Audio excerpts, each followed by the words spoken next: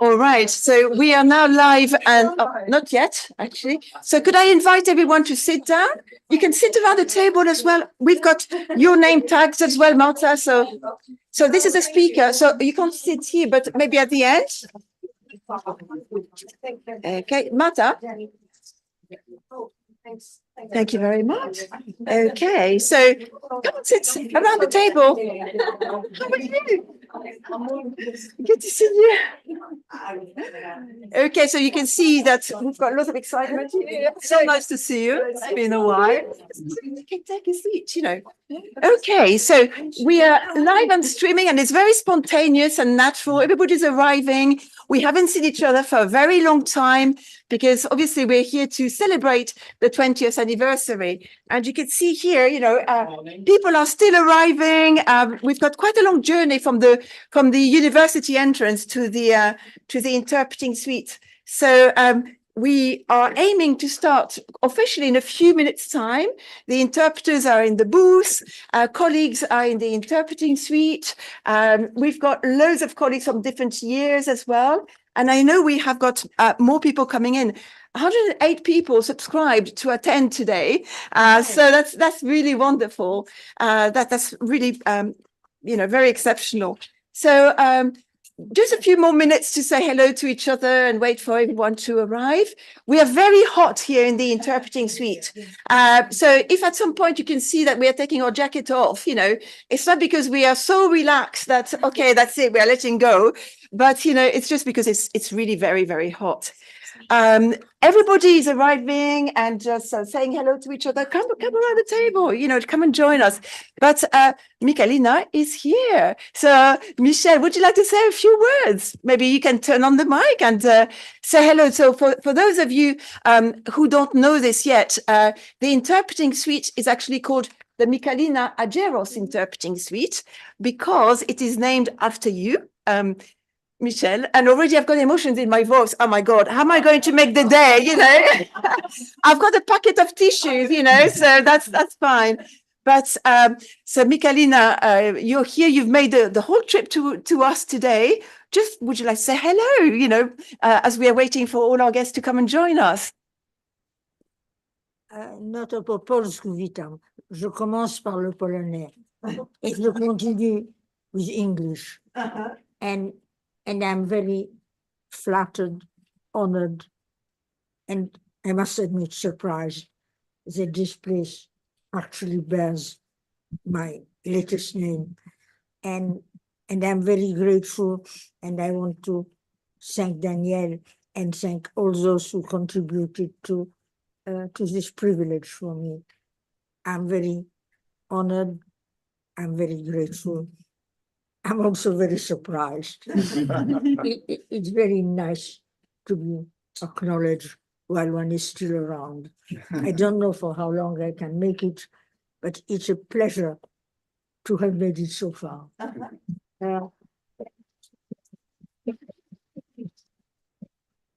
And now I can shut up, and that is nice. Thank you. And can you remind us, Michelle, what year did you graduate? I'm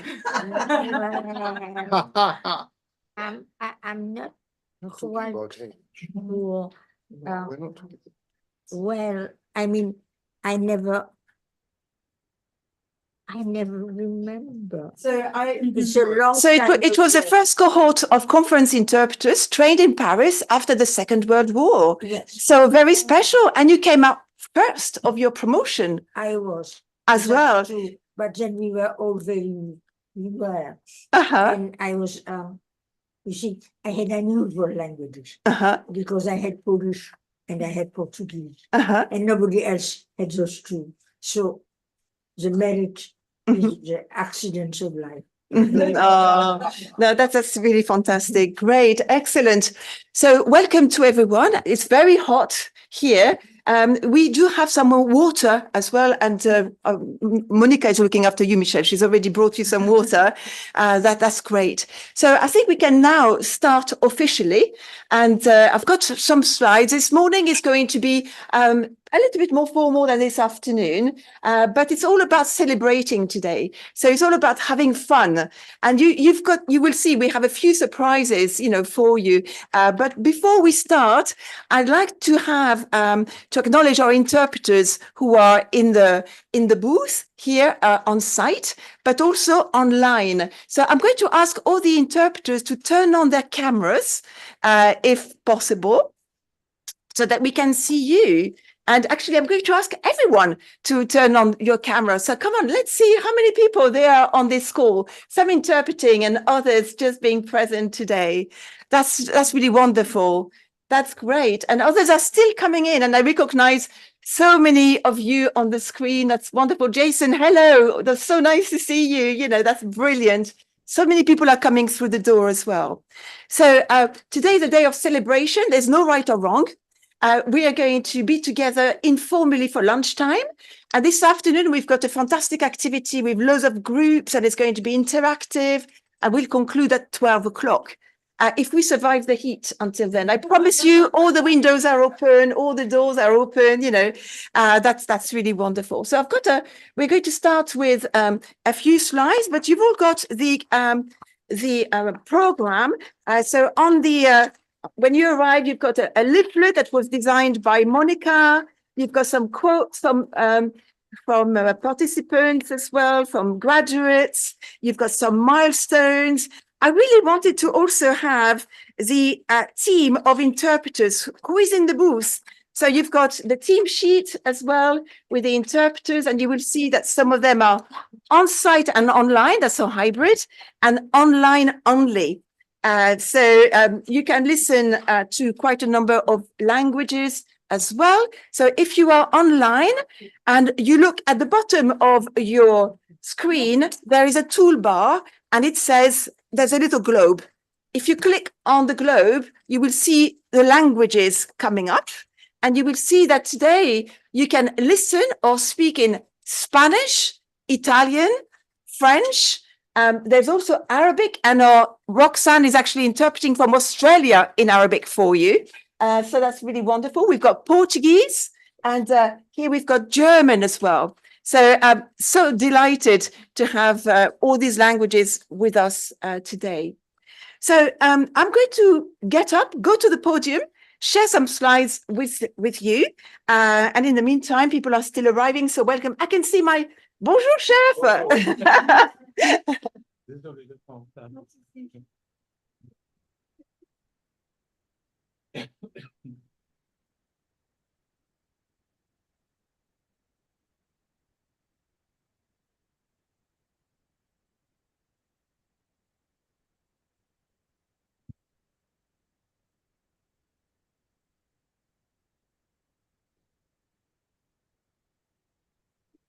So if you are online, hopefully you can see the slides, and I hope that it's all visible to everyone. Okay. So first of all, welcome to everyone. We're here to celebrate 20 years, and what 20 years, honestly. And when I look at all the faces here today in the room, but all the messages I've received, I think I have received about 200 messages altogether, loads of messages. What I really like about today is that we're all together. I think that's what makes me the happiest. So it's a hybrid event. You know that we've been working hybrid for the last 4 or 5 years now, but I really wanted to say that. So the language regime is written on your screen.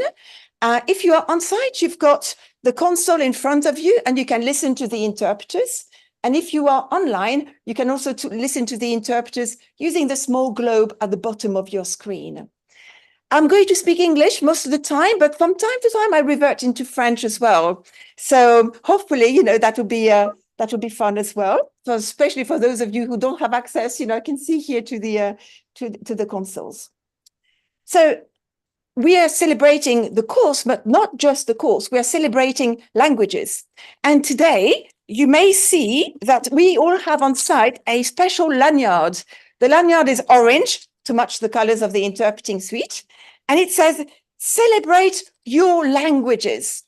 And when I say celebrate your languages, I mean all languages. And here I'm talking about people who've got languages who they may consider to be as secondary languages, dialect, or national languages. I know that my students who come from the African continent, usually they tell me, I've got French and Spanish. And I say, and they say, and that's it. I said, no, I'm sure, there's plenty more.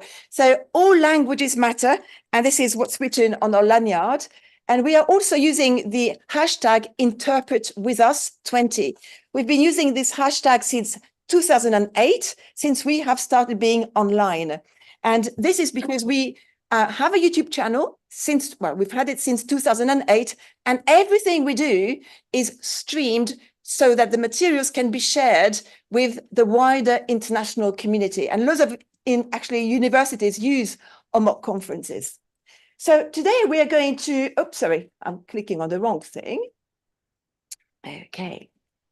I have chosen photos from students from all the 20 years, and Jennifer is next to me and thinking, oh my God, this is me. So we're here to celebrate our achievements, not just interpreting, but all our achievements, this fantastic journey. And the first word I want to say is really thank you and express my gratitude. And this was very vibrant to me, especially when I received all the messages from students and former students. I always say students, even though they are no longer students. Somebody told me I'm retiring. I said, oh my God, right, really? Because every time somebody contacted me, we picked up the conversation from where we left it. And I knew about, their family, their challenges, the countries, and it's just fantastic, so that's really brilliant.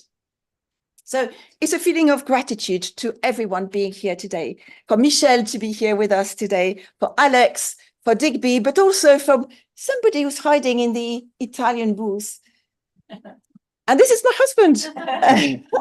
So thank you so much, Anton, for supporting me throughout, this last 23 years. Anton is an interpreter, and we are kind of family of interpreters in the sense, and it's really wonderful. I couldn't do anything, without Anton, even going to pick up Michelle at her house, today to bring her here safely. So thank you. It's so great. Oh, and I'm seeing Maria arriving. Wonderful, Maria. Great to see you. Maria is a church interpreter. Very special. Okay. So, oops, my slides. So a few milestones for you on the slides. The MA Interpreting was launched in 2004 with 8 students only. Brand new interpreting suite in Moorgate, in the campus. And Nadia is here, and I'm so happy she's here because without Nadia, I wouldn't be here. Nadia, contacted me once when I worked somewhere else and said, we're starting an MA Interpreting, what about teaching? And it was through another brilliant friend, Florence, that, she contacted me then, and snowballing, and here we are, today. In 2008, we actually decided to create something quite ambitious, which was the Masters in Public Service Interpreting, English, Law and Health. At the time, we thought public service interpreting was really going to grow, and we needed really qualified interpreters. It only lasted for 2 years because we had to stop it. Crisis with the Ministry of Justice, interpreters had to go through agencies that were not paid a lot, and this crisis is still going on. So we are still a beacon for public service interpreting, but the masters had to be interrupted. In 2012, we thought, you know what? Conference interpreting needs to have its own qualification. Let's have it on the map. And we transformed the curriculum again. And on that year, we had 47 students. Would you believe it? There was a backlog. 2019, Michalina, you're here with us. We inaugurated the interpreting suite and we moved to Holloway Road in this wonderful facility. What was so important for me here was the technology. You had to drag me from Moorgate. I didn't want to come to Holloway Road. So I had to have a good reason to come here. And the technology finally brought together all the DIY bits and pieces that I'd been doing in Moorgate. And actually, when the technicians came to see how we were going to do the technology here, they said, you know what? I don't know how to do what you do with all your bits and pieces. So I think you're going to have to downgrade. We can't replicate the Moorgate system. And I said, no, you don't understand, So we worked for 18 months, very hard. And what I wanted was to remove the barriers to teaching and learning. I wanted everyone to have this access. And already at the time, I don't know if any of you experienced this, but we had mobile phones. So somebody had to go to Brazil for 3 weeks. I said, okay, don't worry, we'll put you on the mobile phone. And she attended all our classes from the mobile phone, 2007, something like that, you know. But today we are celebrating our distance learning program and the HyFlex approach to teaching and learning. So it's very exciting. So, but it's all about us. And it's all about you as well. So you can scan this code with your phone if you want, and we can see where you are calling from. So where you are, where you are from. So quite a few of us online, but I'm also wary of the time because I know we're a little bit late. So I'll show the results a little bit later. The QR code will come up again. I would like to give the floor now to our wonderful Vice Chancellor, Julie Ho. Yesterday, it was her turn to give a wonderful speech at the Arsenal Stadium, which is next to us, for the inaugural speech as a new Vice Chancellor. And so, Julie, I would now like to give you the floor. Thank you very much for being with us, and thank you for supporting us. Pleasure. Thank you. And good morning, everybody. I feel I need to say bonjour, guten Morgen, buen dia. I think that is as much as I can give you this morning, but it's wonderful to be here. And thank you, Danielle. Danielle is too humble to say it, but I'm sure you are all joining me in offering her huge thanks for her dedication to this program over so many years. And I can almost feel the joy and the love in the room and across the screen for Danielle. Yes, so she deserves, I think, a round of applause before we start. Okay, so just to say then I'm really, really pleased to be here. 20 years is a really special milestone, and the interpreting and translation programs are a key element to promote multilingualism at university.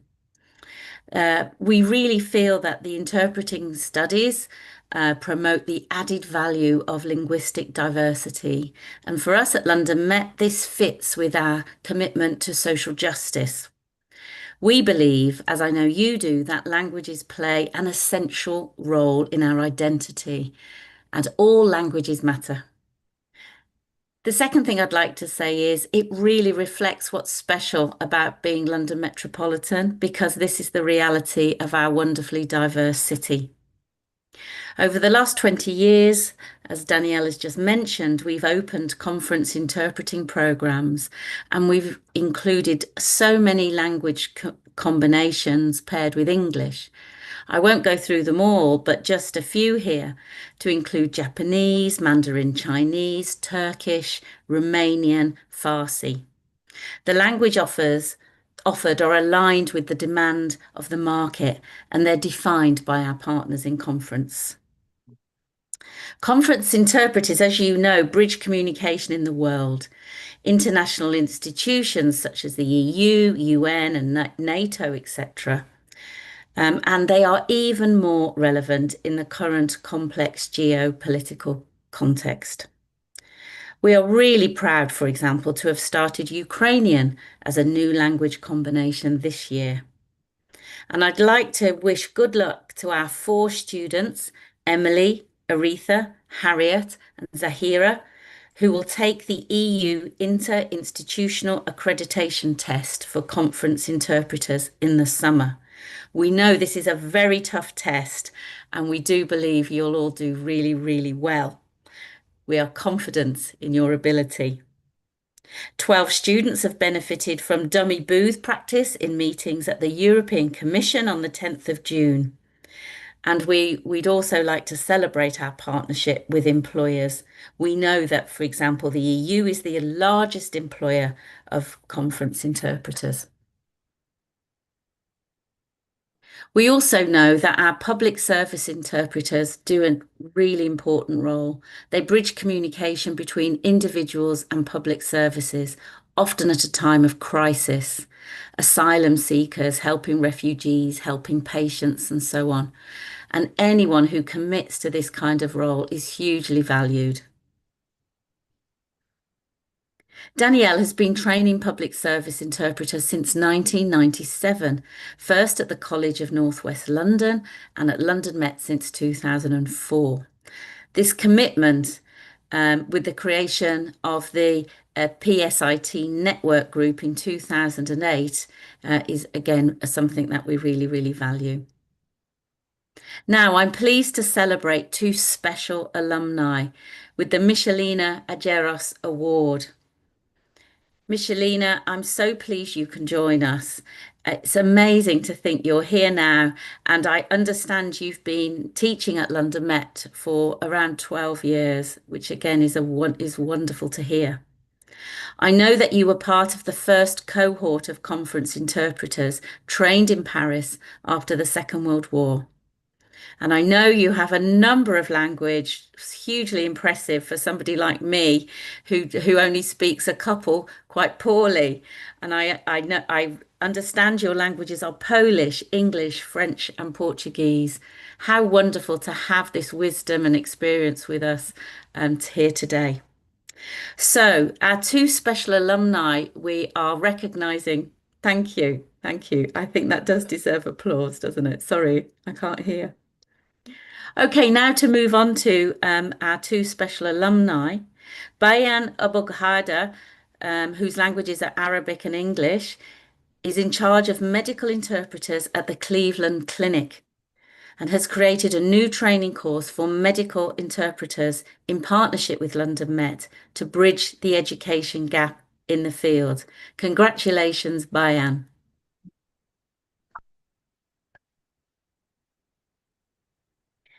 And our second special alumni is Irina Norton Saunders, who created the Association of Interpreters and Translators 5 years ago, a vibrant association that celebrates continuous professional development for public service interpreters and conference interpreters.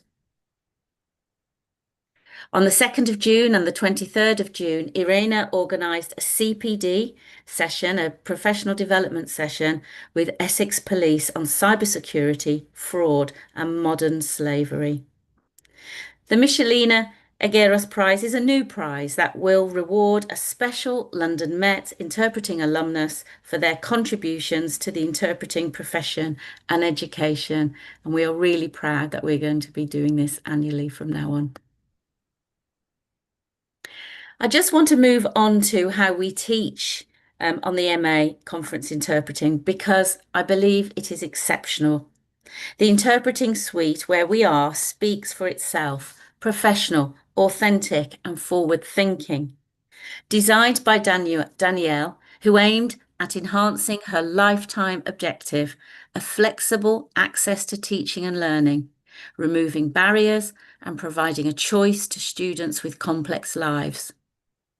The HyFlex approach to teaching and learning is absolutely phenomenal. And we are celebrating the first year of our distance learning MA, taught synchronously with the MA en suite, a HyFlex approach. The distance learning students this year were in Australia, France, and Argentina. And next year, they will be on the African continent, in Japan, in Europe and South America, providing conference interpreters for international institutions on other continents, such as ECOWAS and the African Union on the African continent. This is a unique model for interpreting studies, but also at university, learning within a community of practice by caring, giving and sharing. Multiple layers of participation, candidates, students, alumni, ambassadors, and professionals, all working together. I think today Danielle's going to be providing the results of a questionnaire on graduate outcomes. The course is tightly connected with employers who are partners that guide our curriculum design. So this incredible reality of building a hybrid community of practice on this course is something we really want to celebrate today.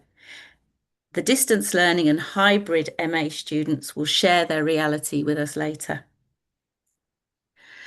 So just to finish, I'm really pleased I could join you to open the conference. I know you're going to have a wonderful day. It's so lovely to see so many people online and round the table in the university. I'm sure it's rather hot in the room, and I do hope you will still be able to enjoy yourselves and you'll be refreshed, I'm sure, by Danielle and colleagues throughout the day. Thank you very much. I'm really proud to be the Vice Chancellor at London Met, and I'm really proud to be able to be here today to honour the work of everybody involved with interpreting at London Met. Thank you very much.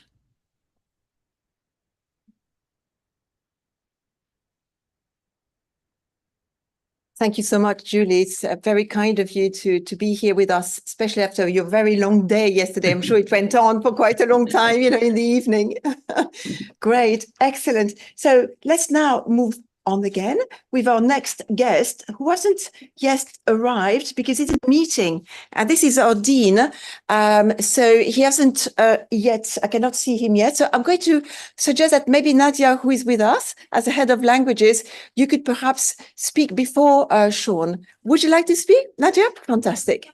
It's up to you. You can stay where you are, or you can come, whatever you prefer. So, okay. Okay, so, right. Okay, so as I said, it's because of you that I'm here. So In fact, I poached her from an institution where she was before. They just went and to one of, I think I attended one of her classes or taught, That's and great. I was amazed. And I thought we must have her for our new course. So, yeah, for the floor. Thank you. I remember that. Yes, of course you do. Of course, yes, absolutely. Okay, so well, I'm Nadia Rahab. I'm the head of languages here at the university and in Guildhall School of Business and Law. I'm also the course leader of the MA translation, which is really the sister of a course of the conference interpreting. Now, 20 years ago, nearly 20 years ago now, the first postgraduate course training course was born at London Metropolitan University. It was then called MA Interpreting, and it aimed to train professional interpreters. It was, however, I think, compared to other competitor courses in a way, seen as being innovative in the way, even at that time, innovative in the way training was designed. And the innovation was that at the time, the course taught interpreting in rather unusual settings at the time, which was video conference interpreting and telephone interpreting. We don't do it anymore, but that was the case there. It was also very much, it had also very much prioritized experiential learning. And that was done really in the fact that we were offering work placement even as early as then. And that wasn't really the case in all courses training interpreters in the country and abroad, in fact. It was also, I think the course had really given a lot of importance to establishing strong links with international organizations and also with employers and professional bodies. And we still have those links and relationships, and they're they're even stronger now.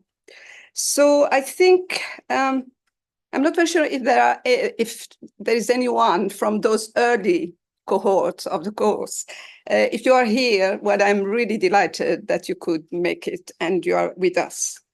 Over the last 20 years, and I think under the forward-looking leadership, Danielle's forward-looking leadership, but also her continued drive to ensure that interpreting studies are really at London Met remain at the cutting edge of really the industry practice.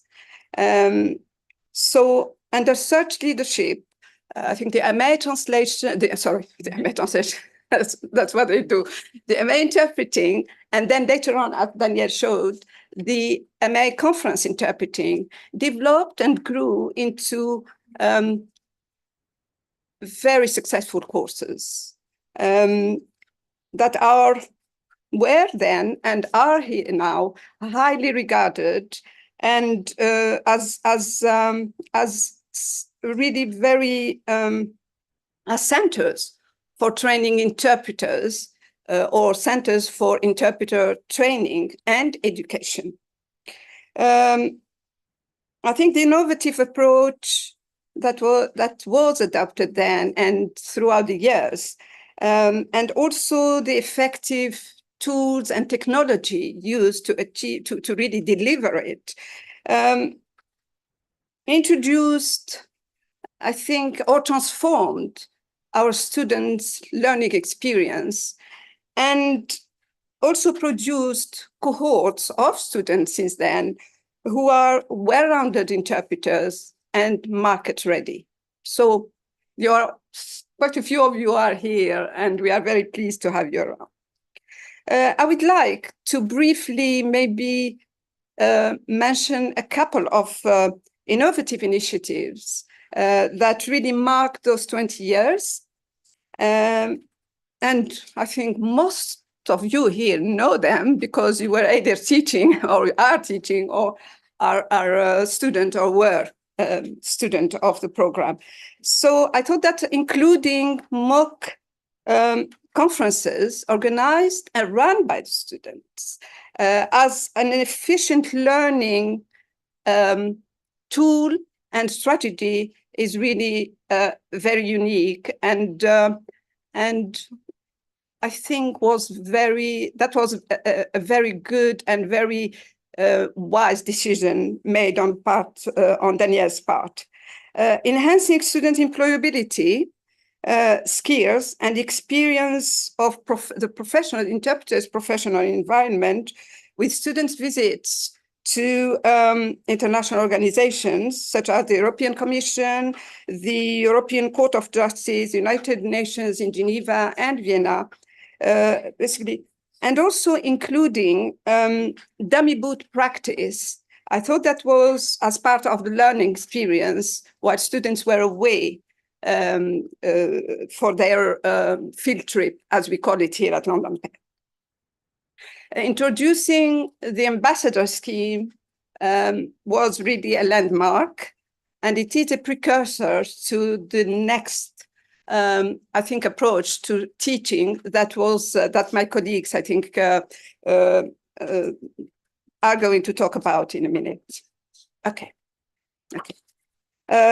The other thing is regular updates of the interpreting suite equipment and the technology used. That is really, again, something that the course team and Danielle do on a regular basis to make sure that our student learning is delivered by industry standard technology. More recently, and that was mentioned by our Vice Chancellor, it's the year ago interpreting officially introduced hybrid delivery to basically offer that flexibility to students. I'll stop here and now leave the floor to colleagues, students and graduates who will tell you much, much more about our course and Danielle's achievements. Before I do, I would like to wish Danielle, the course team, graduates, students, current and past, a happy 20th anniversary and a great success in the years to come. Thank you very much.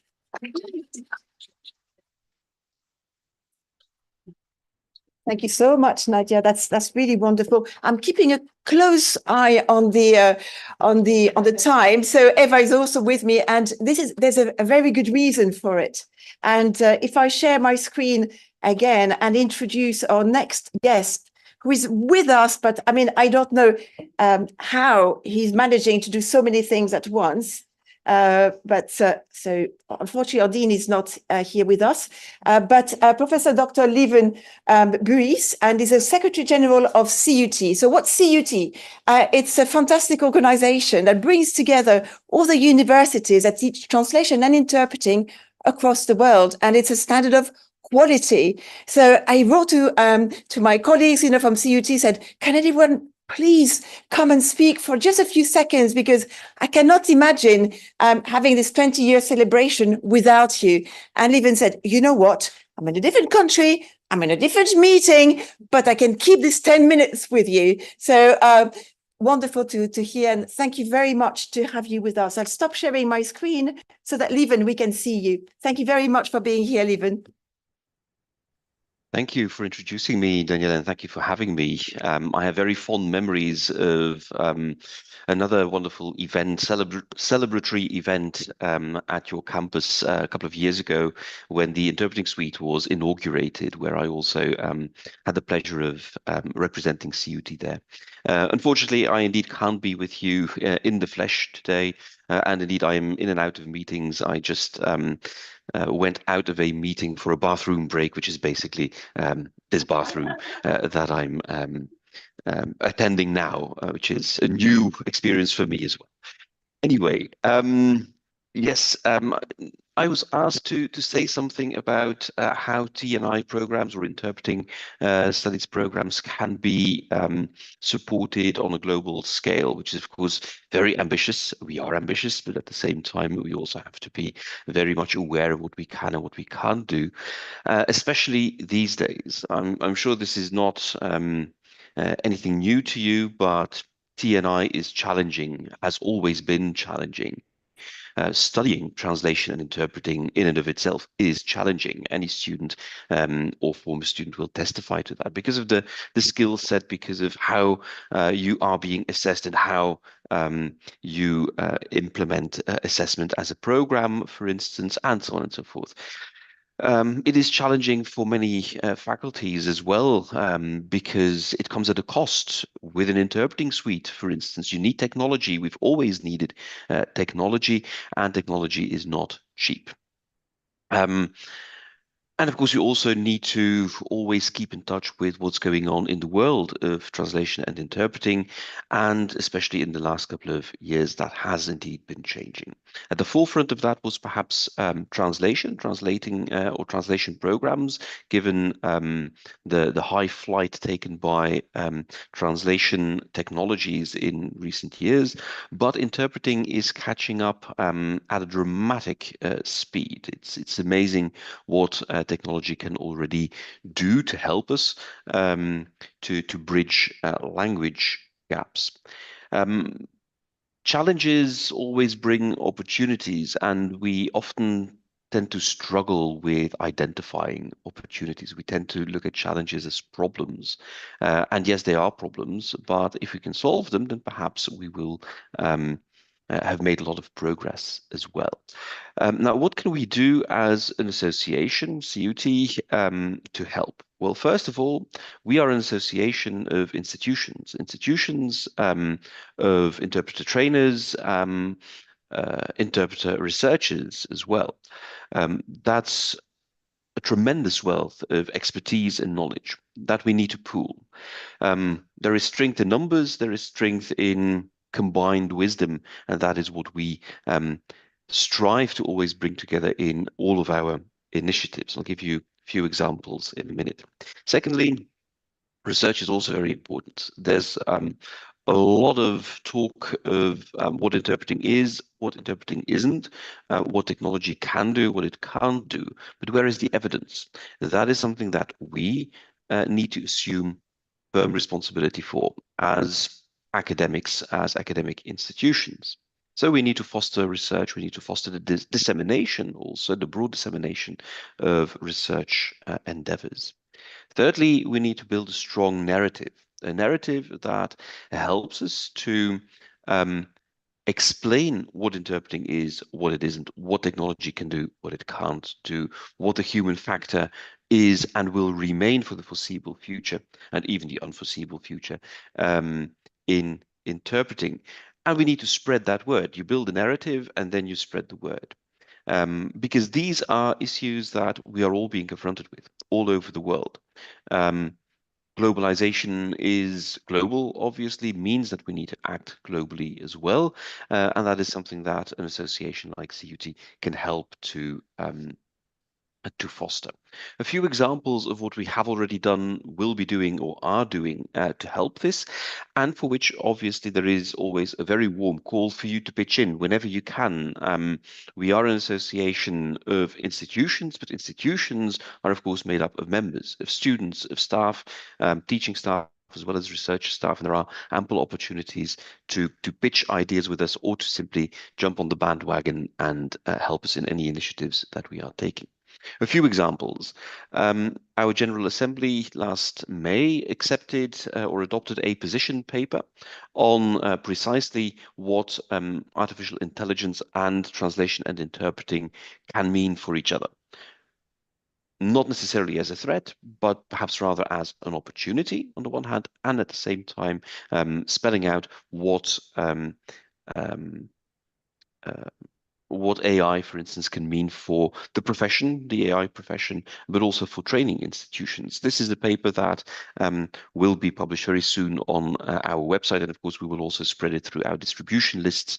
So a warm call also to Danielle, for instance, to spread the word within London Met and beyond. We also sometimes, as a bit of an offshoot of this kind of reflection that we do, is we try to give advice wherever we can. For instance, last year there was a call for the submission of evidence from the House of Lords or House of Lords Committee in the UK, as you probably know, which is contemplating in the context of court interpreting what the use of technology could be. And we decided to also volunteer evidence, especially to do with legal issues in terms of the use of AI in courtroom settings. So it's just an example of the kind of service that we can provide to our members. You may also have noticed that just last week we launched a new podcast series. The first installment of which was a conversation with Professor Franz Pöchacker from the University of Vienna on the intriguing question, is machine interpreting? Should we view it as such? And what are the ramifications if we do or if we don't do that? Just under half an hour, you can find it on our LinkedIn page, among others. Just the first installment, I've already been in touch with Danielle to contemplate further installments in which she could be involved, for instance. And if you have any ideas, do tell us. The idea is also that these podcasts are used within our community, but also beyond.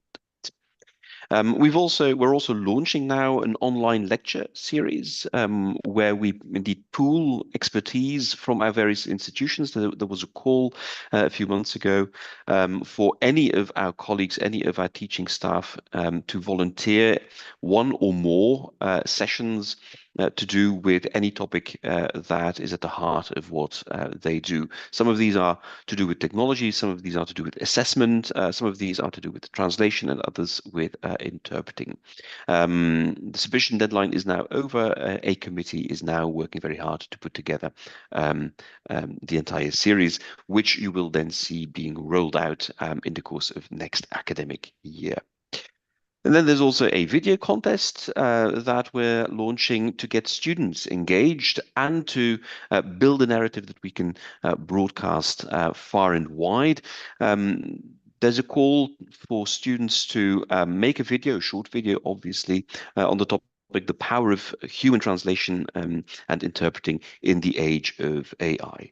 Extremely topical, obviously, and hopefully we get lots of responses, which would mean that we can spread the word globally. Not only the winners, but also the top 10 can be broadcast very, very broadly. At least we hope to be able to do that. And then to continue our reflection on where do we go from here, what can we as training institutions and research institutions in TNI do to join hands and to also indeed build a stronger narrative, but also perhaps revamp our programs if need be. How do we introduce technology in a sensible way in training programs and so on and so forth? What does what are the industry requirements? We will next year not have a traditional CUT conference in May, but it will be rather a forum, a reflection forum, where we bring together trainers, researchers, and people from the industry, from institutions, all sorts of organizations, to precisely take a step back and see what it is that we are doing today and what we can improve in the next 10 or 20 years. I think this is the kind of dynamics that we want to bring to the world of TNI training and research as an association. And of course, we value any input that you might be able to offer from London Met or beyond. You are a highly valued member. And let me round off perhaps by simply congratulating you on all the excellent initiatives that you already take. We want to be as CUT a community of practice, but you have been leading the way in all of this for many, many years. And looking at the program for today's celebrations, it's clear that you want to continue on that same path. I do hope that you can enjoy the party there in London right now, and that you'll be celebrating it so loudly that I'll be able to hear it to Brussels here. Okay, all the best. Thank you so much. Thank you so much, Lieven. I hope your colleagues are not going to think, what is he doing? You know, it's been, you know. Bowel issues. Oh, thank you so much. Enjoy the rest Not of your day. And Thank thank you, you so much for making the time to be with us. Not at all. Wonderful. Thank you Bye-bye. very much. Bye.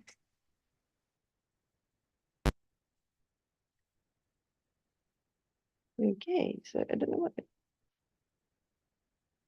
Okay, so I'm now going to introduce Alex and Digby together. But whatever you want, Alex and Digby, whatever order, you're the pair. Alex and Digby are very special to me, and I hope I'm going to be able to say it without too much emotion in the voice, you know. But you are first good friends to start with. That's very important. Colleagues. That's super important as well. But also you were my supervisors for my PhD, and inspiring supervisors. So I'm so happy, and I couldn't even think of doing this celebration, you know, without you. You've been guiding me and inspiring me for so many years. So I would like to thank Digby and Alex, and I'll put your slides on the screen. So warm welcome for Digby and Alex.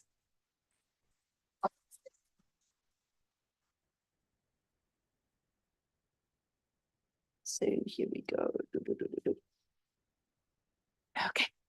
Can we just So this or this. okay. Good.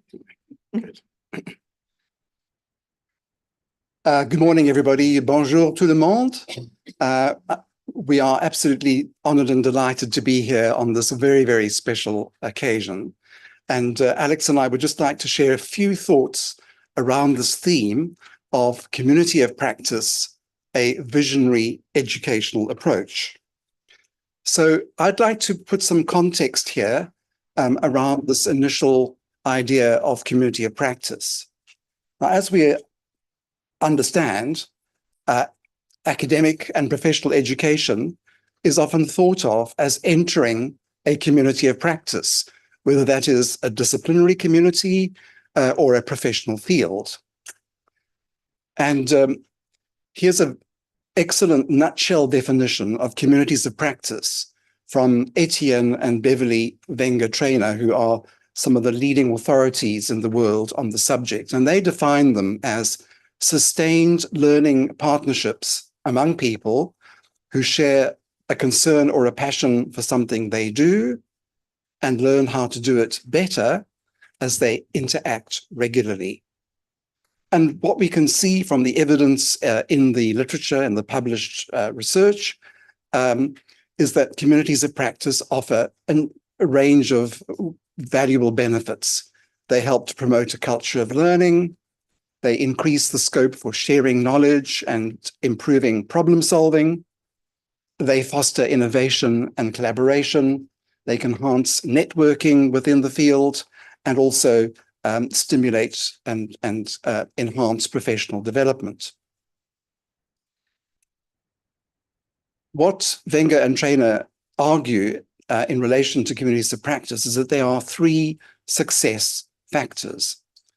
And they identify them as identification, leadership, and time. One second, because your presentation is not shared on Zoom. So I'm just going to do a little trick. Okay. Sorry, I just need the mouse. And it won't take more than a second. My fault. Share this. Okay. Here we go. Thank you. So Wenger Trainer have identified these three success factors. First of all, identification, and this is quoting from the very useful overview they provide on their website around communities of practice. They say communities of practice thrive on social energy, which both derives from and creates identification. Passion for the domain is key. In terms of leadership, they highlight that the dedication and skill of people who take the initiative to nurture the community. They point out that many communities fail, not because members have lost interest, but simply because nobody has the energy and time to take care of logistics and to hold the space for inquiry. They also highlight this third key factor of time. Time is a challenge for most communities, and members have to handle competing priorities. So a key principle of community cultivation is to ensure high value for time for all those who invest in them. So for these reasons, a community of practice to be successful requires what can be referred to as a social artist, or as Wenger and Wenger Trainer identify it, a system convener, to give it momentum, to give it shape, to give it sustainability. As they define, systems convening refers to the work of people who develop new learning partnerships and enable learning capability across boundaries in a social landscape. And I'm highlighting this because this has been and continues to be the very, very special, unique, and powerful contribution of Associate Professor Danielle in her passionate vision to create these inclusive and empowering educational opportunities in the field of interpreting. I would also like to highlight another dimension of Danielle's work. And this is that this is her contribution through community of practice in fostering and bringing in a practice which is authentically aligned to education for social justice. Now, some of you may know that at London Metropolitan, we have an education for social justice framework, which I was honored to co-lead with our Deputy Vice Chancellor at the time, Professor Zena Khan. But I've done some further research in this with a colleague from the Czech Republic, where we've interviewed academics about their understanding of education for social justice. And what we have distilled from 50 plus interviews is the idea that education for social justice is about enabling inclusive, equitable, and transformative education that helps graduates to develop their potential and to transform their lives, communities, and societies. So through her community of practice approach, Danielle has, as she will explain later, nurtured formal and informal learning and leadership of prospective and new professionals. Importantly, her practice epitomizes education for social justice. It does so in being inclusive, in the way that it brings together professionals at different stages of development, potential candidates, current students, alumni, and new professionals, and working together with students as co-creators. It does so through being equitable in terms of affirming the personal, the multilingual and multicultural identities, and indeed contributions of all, and by providing customized individual and peer support to meet each person's learning needs. But it is also reflects education for social justice in being truly transformative, in the way that it boosts everybody's knowledge, skills, diversity awareness, confidence, and collaboration. And even more, in the way that it seeds other new communities of practice. And we heard an example of the association set up by Irina. So félicitations, Danielle, merveilleux. And it's my pleasure now to hand over to Professor Alex Krugelov.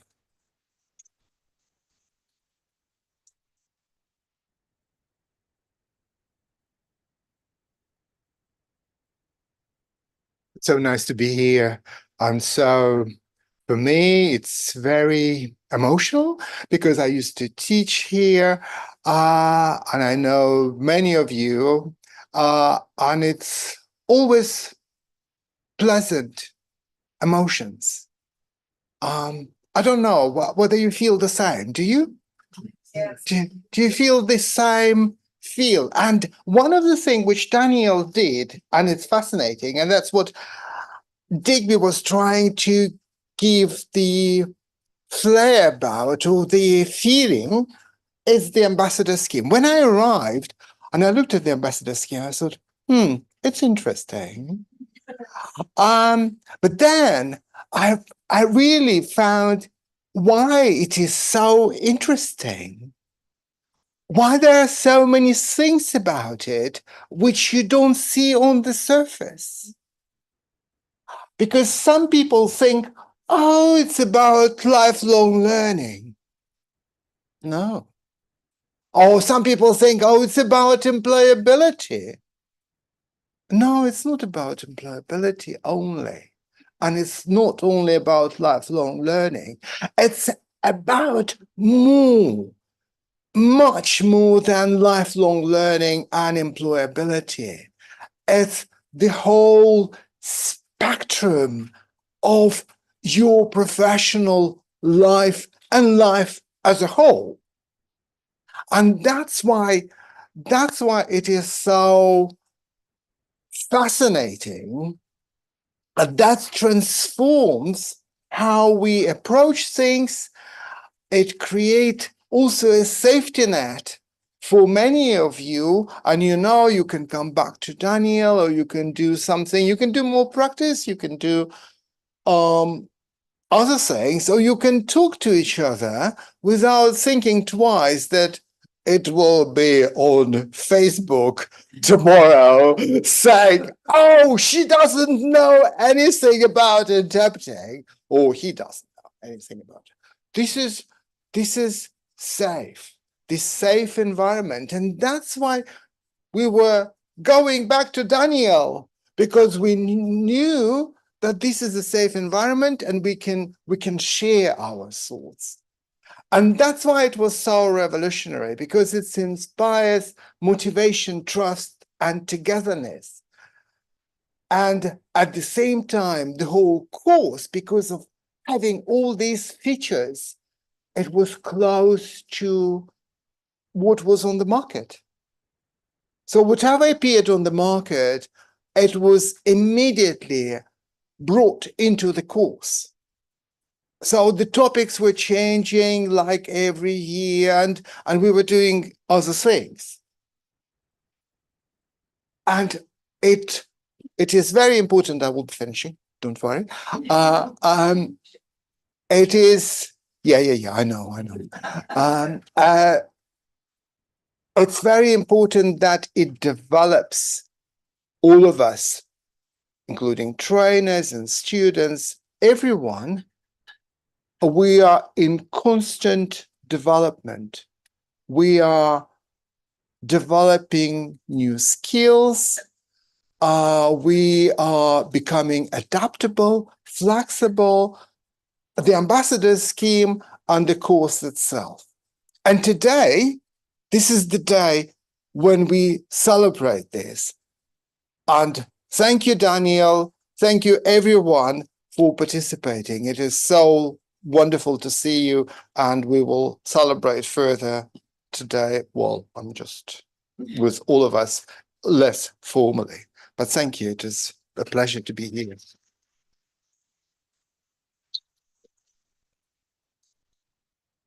Thank you so much, Alex and Digby. As I said, inspirational. You know why now.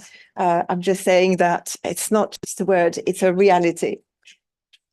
Okay, so now I've got another set of slides for you, and it should be, no, that's my graduate outcome.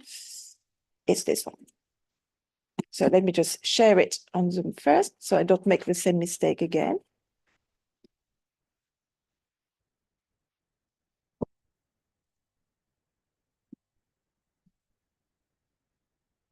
Okay. So thank you so much, Alex and Digby, for introducing the community of practice concept. We tend to say now, and I think with 20 years, I mean, I'm no longer a kid, no longer teenagers, it's starting to be serious, right? So I think that I can really see that this community of practice idea has actually become a model, and it's become a model for interpreting studies specifically. So this learning within the community of practice by caring, giving, and sharing, it's not just nice words. It's actually what came out of the PhD research. So looking at data over 3 years, 2013 to 2016, I interviewed many of you. There was a questionnaire and there was quite a lot going on. There's not enough time to talk to you about it today, but when the data came up and it was analyzed, it really showed that here at London Met, this ambassador scheme, especially in connection with the students, the main theme was that the learning that was happening within a community of practice by caring, giving, and sharing. And a lot of the ambassadors wanted to say, I just want to give back. I just want to, people were nice to me. I just want to give, what I received. The students are saying, I'm preparing my exams. Oh, the ambassadors, thank God they were here, because I was so worried. So there is a lot of caring, giving, and sharing. It is a true reality. So these are not just the words that we chose. It's the data that came up. So it is a little bit, obviously, unusual to talk about me today, but it's mainly about you as well. So it's about you. It's about the things that we never talk about. I want to talk to you about what's behind the scenes. Usually you see and you experience what there is. For example, the students every morning when they come in, they experience that we have breakfast together, and they arrive. We start at 10:30, but they arrive at 8 and I'm already here. They can chat if they want to. There's a clear purpose for that. There's always some soothing music when you arrive in class. Sounds like nothing. There's a clear purpose for that. My God, emotion starting already. I mean, how long am I going to last? So let's talk about, why it matters so much. And I'm going to have perhaps even more tears here coming to me. I'll try to be as serious as possible. And Laura is coming in the room. So wonderful. This is a photo of me when I was 18. So help me here, And I wanted to share this with you today because that's where it all started. I have a disability, as you know. At the time, I didn't know it was a disability. I was just a sports person and had lots of accidents. So I had to have lots of surgeries. And on that day, it was my first day to walk again. I had 2 knee surgeries and plus a third one, and it was really tough. But I missed about 70% of my education, about school. But I depended on one person, another friend, who also had a disability. And she gave me the notes because there was no internet, forget the computers and all these kind of things. It was a long time ago. I'm 60 now, so 18, you can imagine. And at the time, I was basically isolated. isolated and not understood at all by my family. So it was a real isolation, but the only thread was that friend who brought me the notes. And if I could go to school, it was not accessible. There was no lift. So for security reasons, that was dangerous, they parked me in the library, 4 steps still to go, even that was not accessible. And I had to depend on notes coming to me, and I couldn't make sense of it. So this isolation, this context of learning made me think there's so much more you can do. You don't depend on the book. You don't depend on a lesson. There's so much more that you can do. And that friend, then it was her turn to have surgery on her legs. And I was the one who brought her, the notes and the teaching and the learning. And I think this experience in itself shaped who I am, and it is that friend, that connection. And to me now, bringing people together, seeing the potential in people being together, it's in my DNA. I can't do other than this, and I simply think that it is a vision, but it's also an intuition. So before I met Digby and Alex and I did this PhD and I understood about communities of practice, had loads of intuitions. For example, I knew that it took one person to make a difference. I just told you. I knew that if we were to get together, we were capable of making incredible things happen.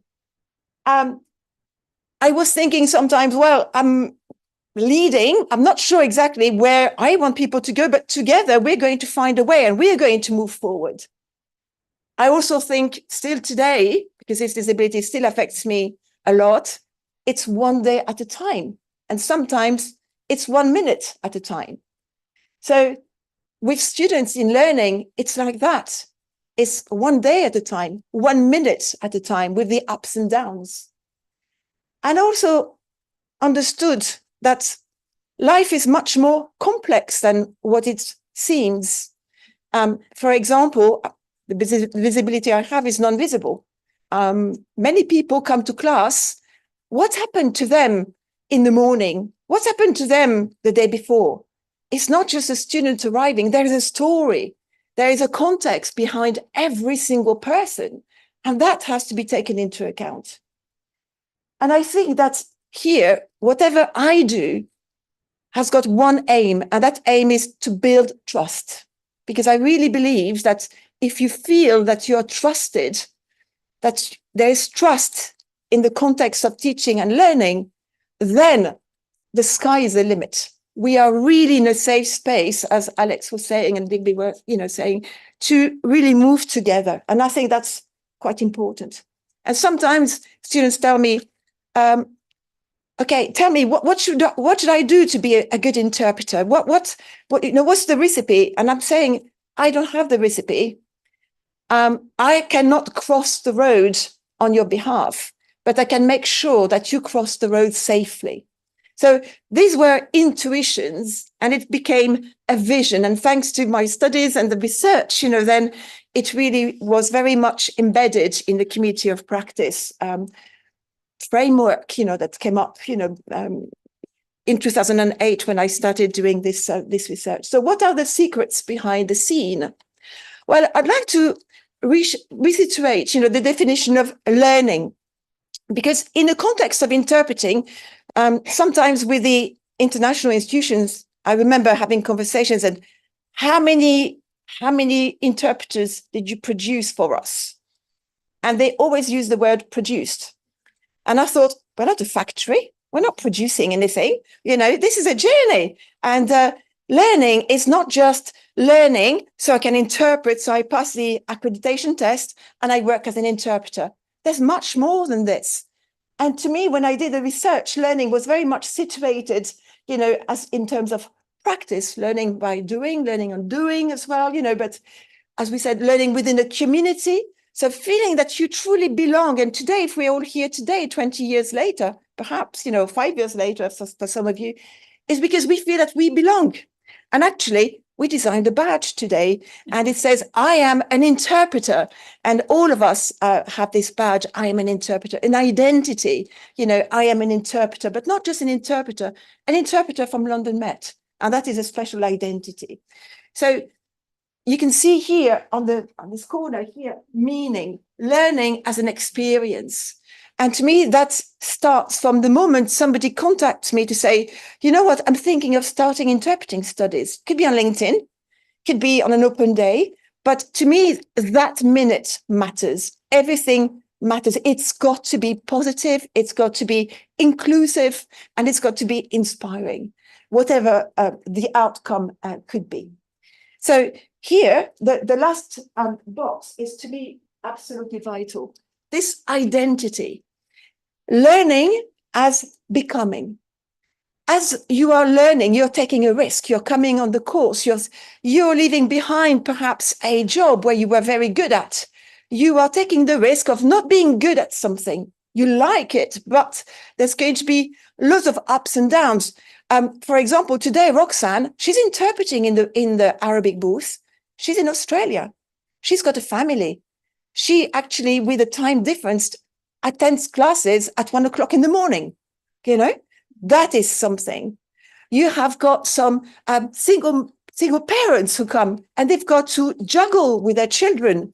You have got financial difficulties. So it is this learning and this idea of learning as becoming. I'm changing. I'm not the same person as I was when I started the course. So to me, that is quite important. And I never talk about this. And again, feeling emotions coming up, you know. But to me, leading is not being a manager, as you traditionally see. And I could never be a manager, I think, at university. Well done, Nadia, for being one. You know, my chef over there, you know, Farid was one of them as well. Because to me, leading is an act of service. And this is a value that makes who I am. You know, I want to serve, you know, my students. And I want to create this space where we together, we serve. Today, I arrived at 8. There were people before me.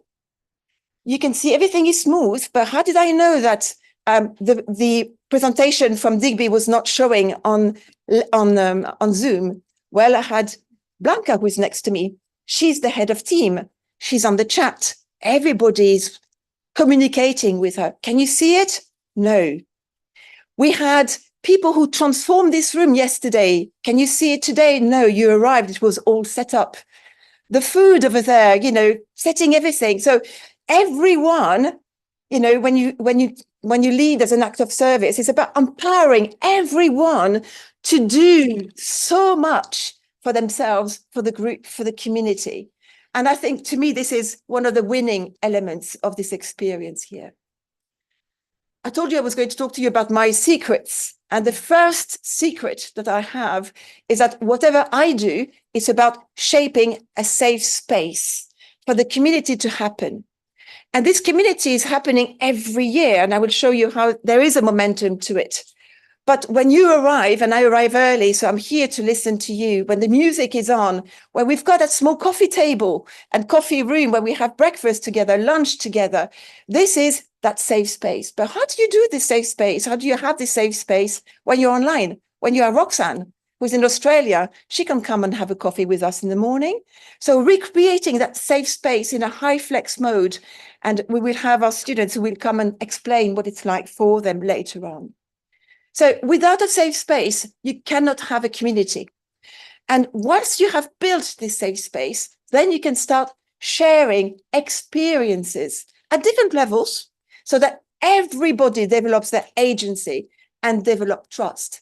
But you can see that this is happening in teaching and learning in a high flex mode, but also very much informally. You can see Maria and Natalia here, they're having a chat next door, and I don't know what they're talking about, but you can see it's informal, but it's really very important to them. Socially, this is a social lunch from a few years ago, you know, and that was quite important too. So that is a safe space to create a community. But then obviously we've had the ambassador scheme, and some of you may not be familiar with the ambassadors. So who are they? Well, they are graduates who want to stay on for a year or two. Jonathan, I think you stayed for 2 years, didn't you? I remember that. And I've got quite a few ambassadors here. So when you leave the course, usually it's goodbye, see you later, hope you do well. For us, it's completely different. Stay on board.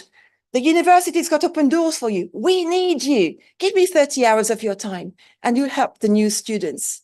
And then in exchange, we'll give you the advanced conference interpreting EUU and context. So we're going to continue teaching you, but at the same time, I'm going to see you every 2 weeks or once a month, depending on what you had when you attended. And we're going to talk about can't find work. Oh my God, so discouraging. Oh no, I got an assignment. How did you get it? Who did you contact? What's the agency? So here we've got quite a lot of support. So this is one of the diagrams that I've developed throughout the PhD. And it explains the different levels of participation, which is very much multi-layered, but it explains why it enhances learning. So you may be a student, you may be a candidate, you may be an ambassador, or some of you have been interpreters for a number of years, but you all belong here. And you can see how it works. The candidates who apply for the course take the aptitude test. We haven't started the course yet, but they're already involved. I invite them to the mock conferences. They come on site. I put them in touch with some students. And in the summer, we've got a social media platform and we get to know each other. We start practicing together and straight away they are in touch with the community of students. So you can see here the interaction between the two, the candidates and the MA conference interpreting. And you can see there are two cycles. The first one is the informal cycle. I can look ahead and I see what's ahead. So the students in the booth today, they're saying, oh, next year could be an ambassador. Hold on a second. What's on the horizon? Who are these ambassadors? What do they do? Let me ask the ambassadors we have this year, what was the benefit of having had the ambassadors for me in my teaching and learning journey? And so by observing, they are learning, they are projecting themselves, and they're already building trust. And that is quite important. Another student. Okay.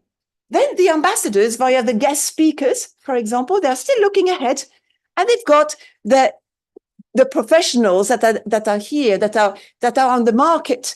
Every week we've had guest speakers this year and quite a few guest speakers are in the room today. So again, observing what's on the market. How did you have your first assignment? How did it start? And you could see, so that is the informal action of learning by observing, by looking ahead. However, you could see that here, there is some formal learning. The ambassadors, via their 30 hours, give back to the students. They help supporting them during the exams, for example. And the formal learning also happens when we have guest speakers. For example, Elle is here on my right, and you were a guest speaker this year, and you told us about your work at the UN and doing the EU accreditation test. And now you've said, okay, you know what? I've made a decision. I'm leaving Geneva and I'm going to start in Brussels.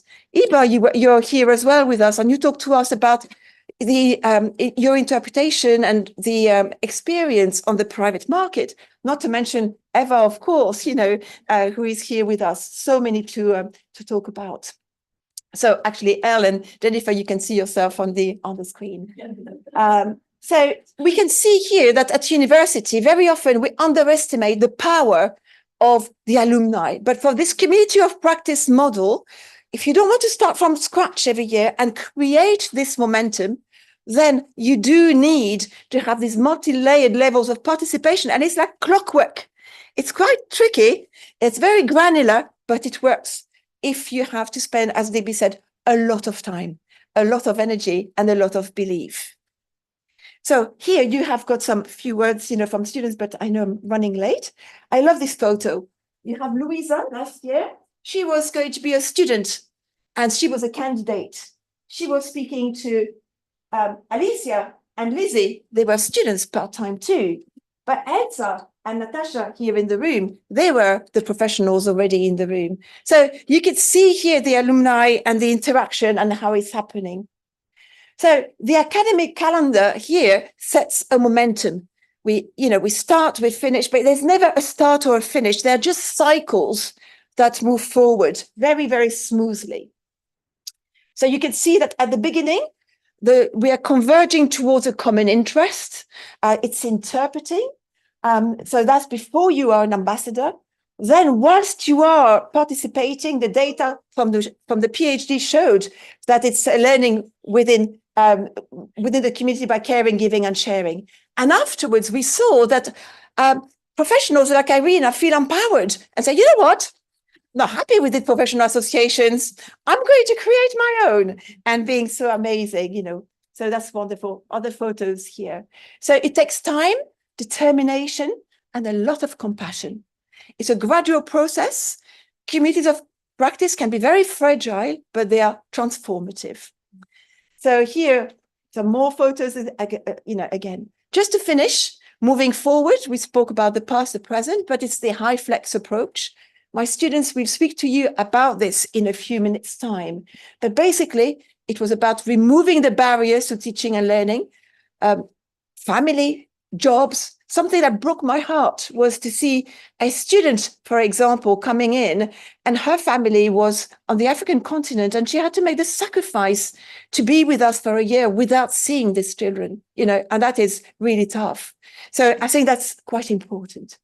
So there's a video here, but, you know, we don't have the time for that. Stay in touch, and thank you very, very much. Thank you.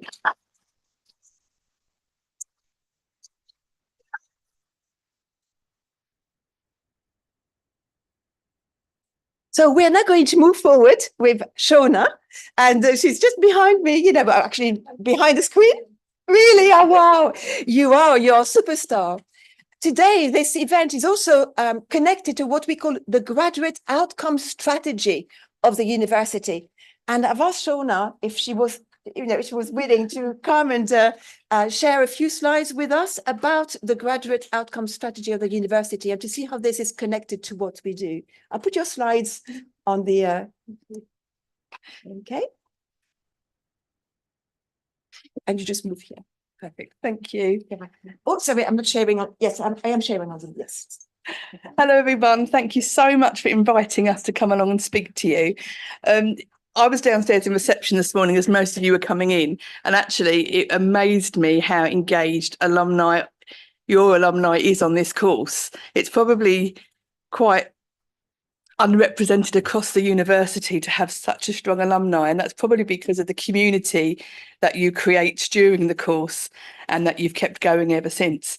So I think we're kind of preaching to the converted, but this is mostly really aimed at the student audience to know what's going to happen when you graduate, but also putting it in some context for why alumni is so important to us.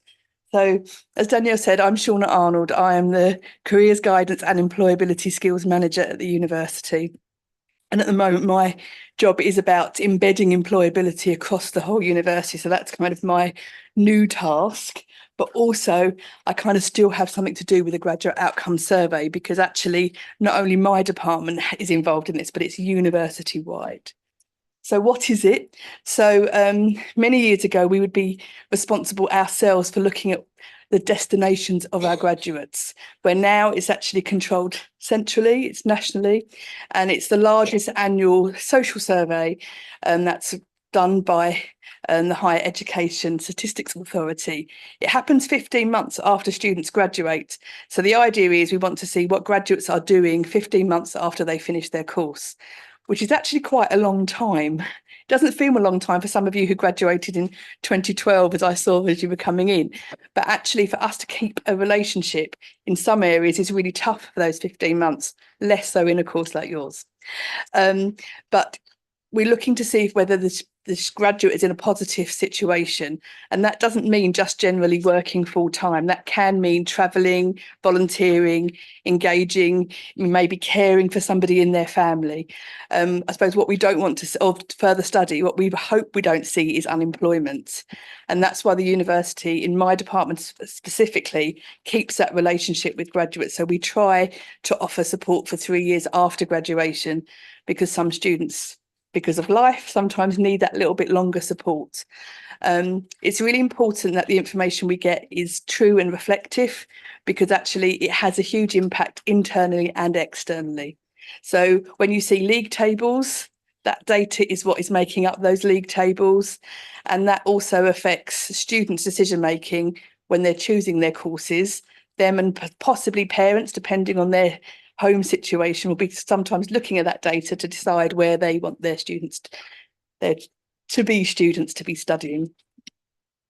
So the idea is it's not just meant to be a hard set of statistics, it's also meant to be looking at if the graduates are feeling empowered, enjoying their new life post-graduation. And ideally, they think 15 months is the kind of time frame that sometimes it will take somebody to be in that meaningful position. I would argue that probably it depends on the institution. I think some institutions it could be shorter, in other institutions sometimes that takes a little bit longer, but that's the yardstick we have to work with. It also matters about the design of course as well. So if we can see that certain courses, students are finding it more difficult to find meaningful, positive situations, then maybe we need to be looking at the design of the course. Are we preparing our students to be graduates, to be able to be competing in that graduate market? So on a course like yours, are we giving you the skills to be able to work independently, to perhaps be freelancing? Are we preparing you well for that world of work that you're going to be facing? So it's important to our current students as well. And obviously it sheds a picture of what's happening at institutions and affects lots of things like funding. So if you're a current student and you are about to graduate this summer, you receive information not necessarily from us. It will have London Met in the title, but it will come as an email and text messages from London Metropolitan University, but at Graduate Outcomes. So we will send you information, but when the survey time happens, we're quite restricted about the communication we can have with you so that we don't kind of steer responses. So it's not necessarily, we won't be hearing from us, but it will be Graduate Outcomes. And it's really important for us that you respond because response rates really matter. So we'll be encouraging you up till then, when you get this survey, please fill it out for us. But also more importantly is perhaps what we do for you internally. So I have a team of school employability partners who used to be called career consultants, but this is their new name since January, and they work with students individually. So we offer one-to-one appointments throughout the 3 years. When you're studying with us, you can have as many appointments as you want. They're very bespoke and designed around your need. We offer job and volunteering opportunities, so we will signpost you in the correct way, talk to you about sort of opportunities in London Met too, and also in higher education. We run lots of events, and also we have the enterprise team. So if you are thinking about maybe wanting to get skills about having your own company or starting an enterprise, there is a support about business plans, and all the financial elements as well about actually owning your own business or working freelance. So your role is to tell us, keep in touch, tell us what you're doing. We want to share for those who are recent graduates or will be what you're doing. But also, if you want to keep in touch with us, we always want to hear everyone's good news stories, because you will be empowering future students as well. So it's really important to us to know you're doing well, but also for all the interpreters that will be following you, that we do know the wonderful things you're doing. And if you need support in that 3 years, please don't be strangers. We're here to help you. If you didn't need help, we wouldn't have a department here to help you. So we want to be as useful to you as possible. And again, final year students, please update your information for us on eVision, because otherwise we find it very hard to contact you, because often you move houses or change phone numbers. And if you don't tell us on eVision, then we can't find you. So please do keep your details up to date. That's it for me. Have a wonderful rest of the day. I think I'm popping back later on for some headshots. So enjoy your lunchtime, and I will see you this afternoon. Thank you. Thank you very much, Sean. That's brilliant. Thank you for making the time and for welcoming everyone this morning when they arrived. I would like to find out, I know that Sean, you are online and you had a meeting and couldn't speak, but now you are here. So you have the space is yours to say a few words. Thank you. Danielle, thank you. Can you hear me, folks? We can hear you very well, yes. Wonderful, wonderful. Thank you so much. Yeah, apologies. I already had a long-standing commitment, but I did definitely want to just pop in to say hello for a couple of minutes, at the very least, to what is a celebration. I mean, 20 years in anybody's book is an absolutely remarkable milestone. So congratulations to you all. And I guess sort of reflecting in my role as Dean of Guildhall School of Business and Law, I can certainly see that in time that this program has not only grown in scope and reputation, but we really have created what I would describe as a global community of interpreters who certainly carry London Met's own values of inclusivity, rigor, and professional excellence into every corner of the world, which is something certainly to celebrate. So it really is wonderful to see the event today. And I think what strikes me most about it is, and the community around this course and this community of practice, is a commitment to people. Certainly interpreting, it's not just a technical skill. It's at its heart, it is a human act. It's about listening deeply. It's about understanding fully, and it's about facilitating connection, often at moments of very great importance, emotional complexity. And I think it's very timely, given global events at the moment, that communication is maintained. That communication is clear, is unequivocal, and represents the truth. And I absolutely see yourselves and this community as being instrumental in that. From an academic perspective, the achievements are impressive. We have alumni interpreting for heads of state, for NGOs, for international organisations, global businesses, which is just wonderful to see. It really is. Shauna just touched upon employability, and I think some of the roles our alumni assume are absolutely just breathtaking in terms of their reach, their scope, and their influence. And I think a lot of the success of yourselves, which you demonstrate, is not only a small part of it, isn't just Danielle and what she does. That is an absolutely fundamental part of the success of our courses here at London Met.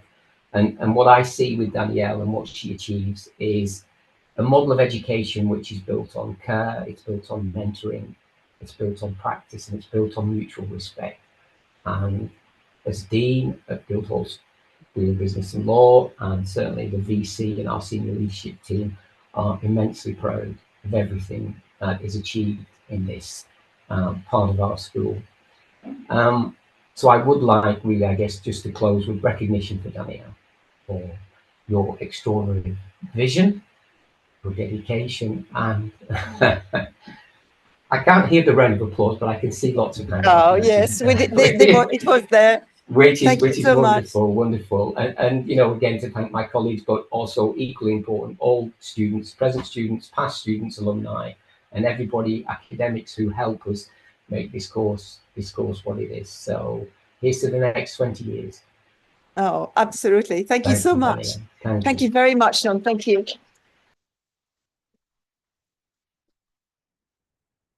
Okay, so following Shauna's presentation, I have prepared something that perhaps you may be interested in.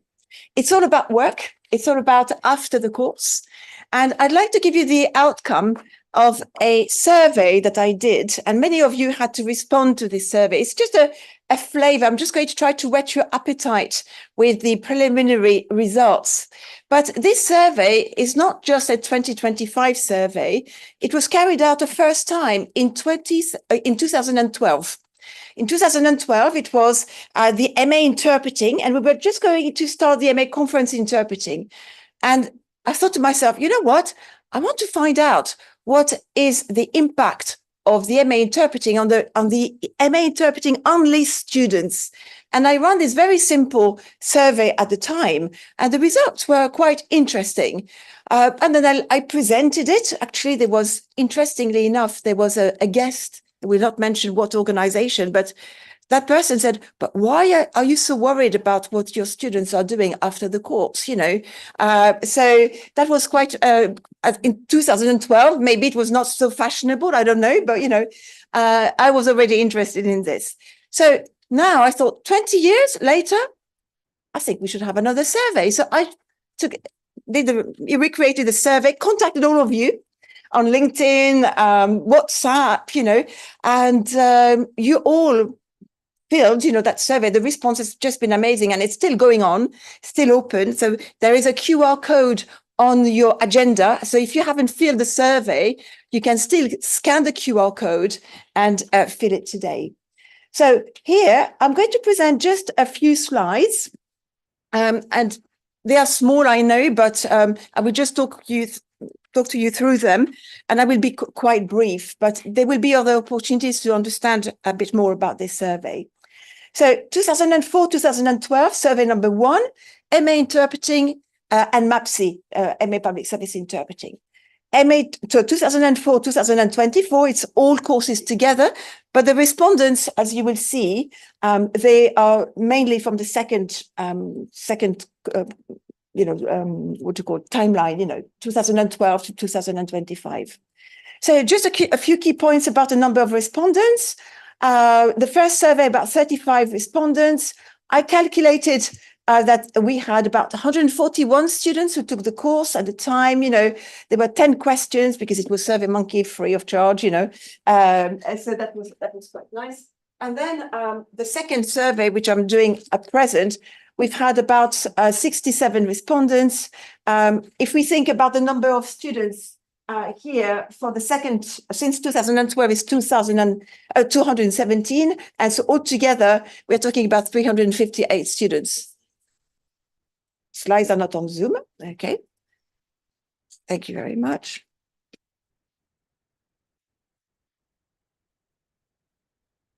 Okay. Now they are. Thank you very much, Blanca. And so you can see here that I increased the number of questions, so 17 questions, same question as in the first survey, but I asked a bit more about the ambassador scheme and also transferable skills.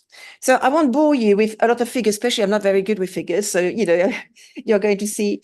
But we've, you know, it's been quite interesting. So these are the number of participants for the second survey. You can see they are mainly MA Conference Interpreting students, still some MA Interpreting as well. The postgraduate diploma in Conference Interpreting is growing, and you can see the trend is that the MA Interpreting is actually going down. So the trend is Conference Interpreting is actually more popular right now than Conference Interpreting paired up with Public Service Interpreting. So I've got a few slides like that when I'm comparing the one with the other. So are our students working or not working? And you can see here that, you know, the students are work full-time, 34% in, you know, some years ago. And here it's 43.9%, you know, this year. Working part-time, at the time it was 2.86%, whereas now it's about 10.6%. So not that much difference here. But we've also got, you know, the freelancers. I'll come back to that in a minute. Nobody was unemployed at the time. And here we only had one person looking for work and say, I don't work here. So, but we've got other categories coming up. I work as a consultant. I run my own business. I'm retiring slowly. I am on maternity leave, you know, so students could add their own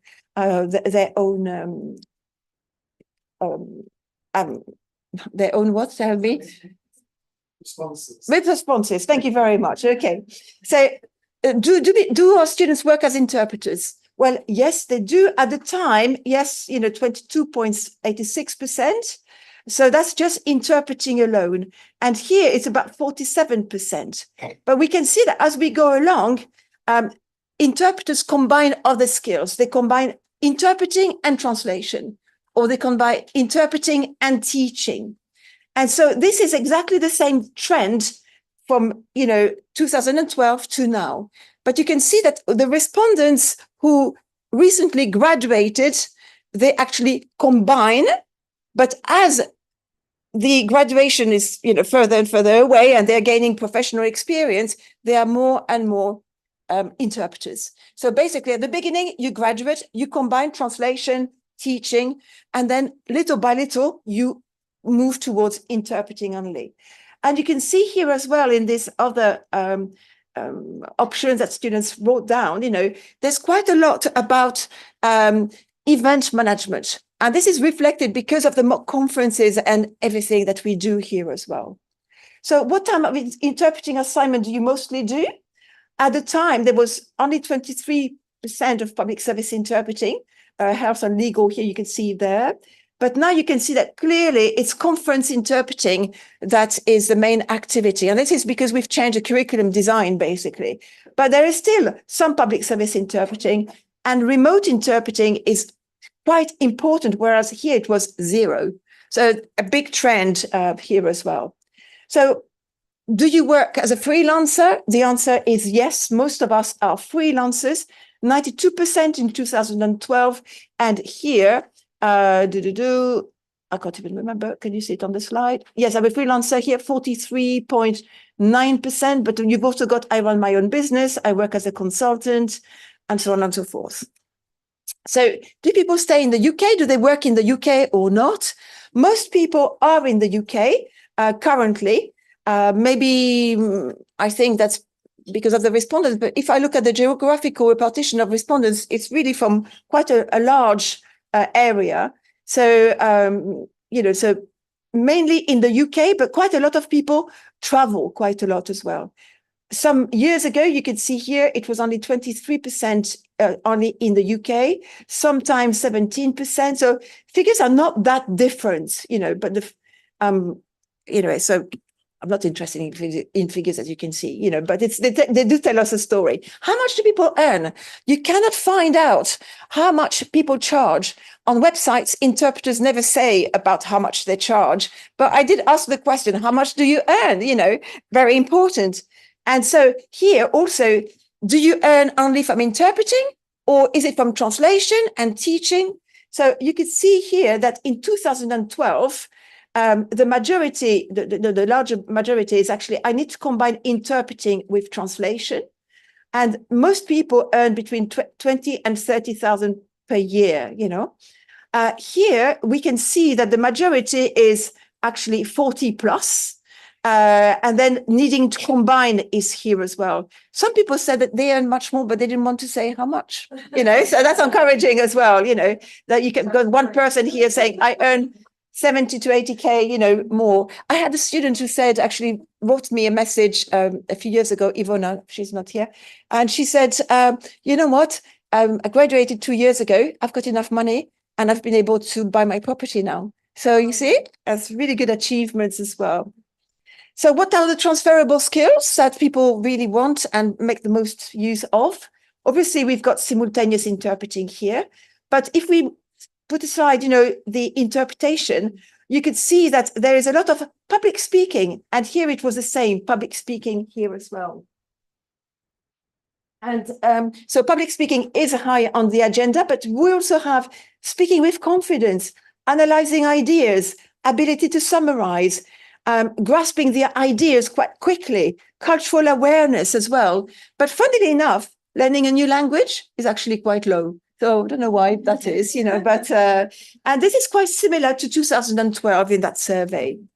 So to conclude, we can see that interpreters still in the two surveys, they mainly work as freelancers and mainly on a full-time basis. Graduates mostly work as interpreters, but they often combine interpreting, translation, and teaching, especially straight after graduation.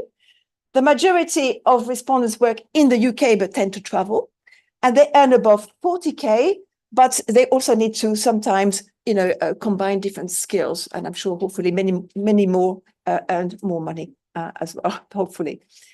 So I am now going to stop this talking. I've talked quite a lot, and we are going to move on to something really special. Are you hot?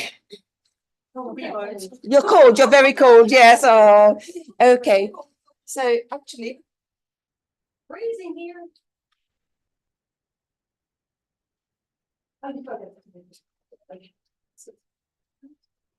I was joking. Sorry? I was joking. Oh, yeah, really? Oh, I doubt it, you know. So we are now going to move on to something really exciting. We thought that for the 20 years, the 20th anniversary, we should start something very important. And that would be a prize that would be given to a wonderful 2 or 3 or 4, there's no limit, you know, alumni who have made a big difference to the profession. And I thought, we were thinking with our working committee, this is not just me, you know, it didn't come out of me, you know, but I thought, you know, what shall we call, you know, this prize? And then I thought, what about the Michalina Ageros Prize? Don't you think it's a great idea? Yeah. Absolutely. So Michelle, I'm going to ask you maybe to come here, if you don't mind. And I'm going to ask Irina to also come here as our first interpreter to be awarded. And I've got the certificate hidden under my seat.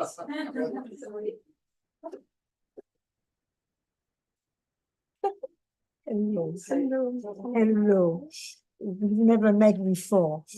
No, I forgotten. Okay, at my age. You have so many of us. Well, I wouldn't expect you to remember me. why shouldn't I? I am sure you're Because very you've seen memorable. hundreds of us here. Yeah, but not hundreds manage to impress one.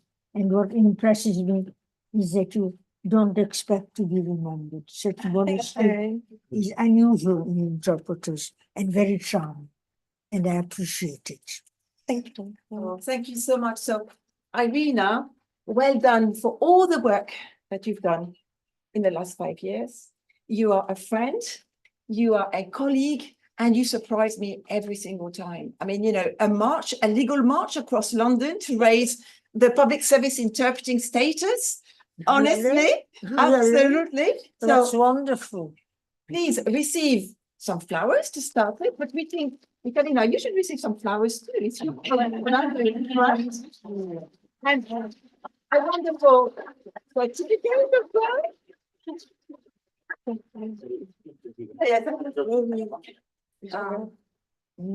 that sort of closer. We have to come to the microphone as well, so that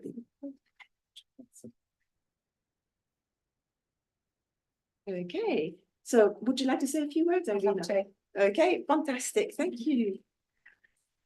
I think those of you who studied here know how difficult it is to speak in front of your tutors. You've already heard public speaking, voice projection, accuracy, precision. So yeah, no pressure. But I'm really, really thrilled, privileged and honored to receive this award. And I'm of the view that life is a journey.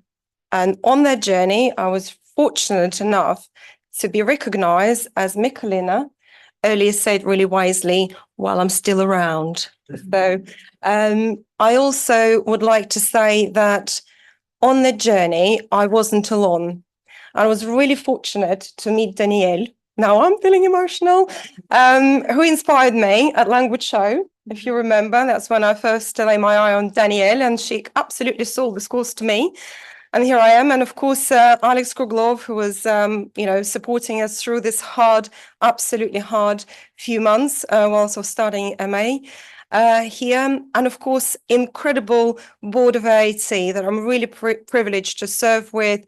7 amazing women volunteers. And together we put between 4 and 10 events a month. We continuously raising awareness. We've recently, as you heard from Danielle, raised funds, and we're still raising funds. So if you see the announcement on social media, please do sponsor our team.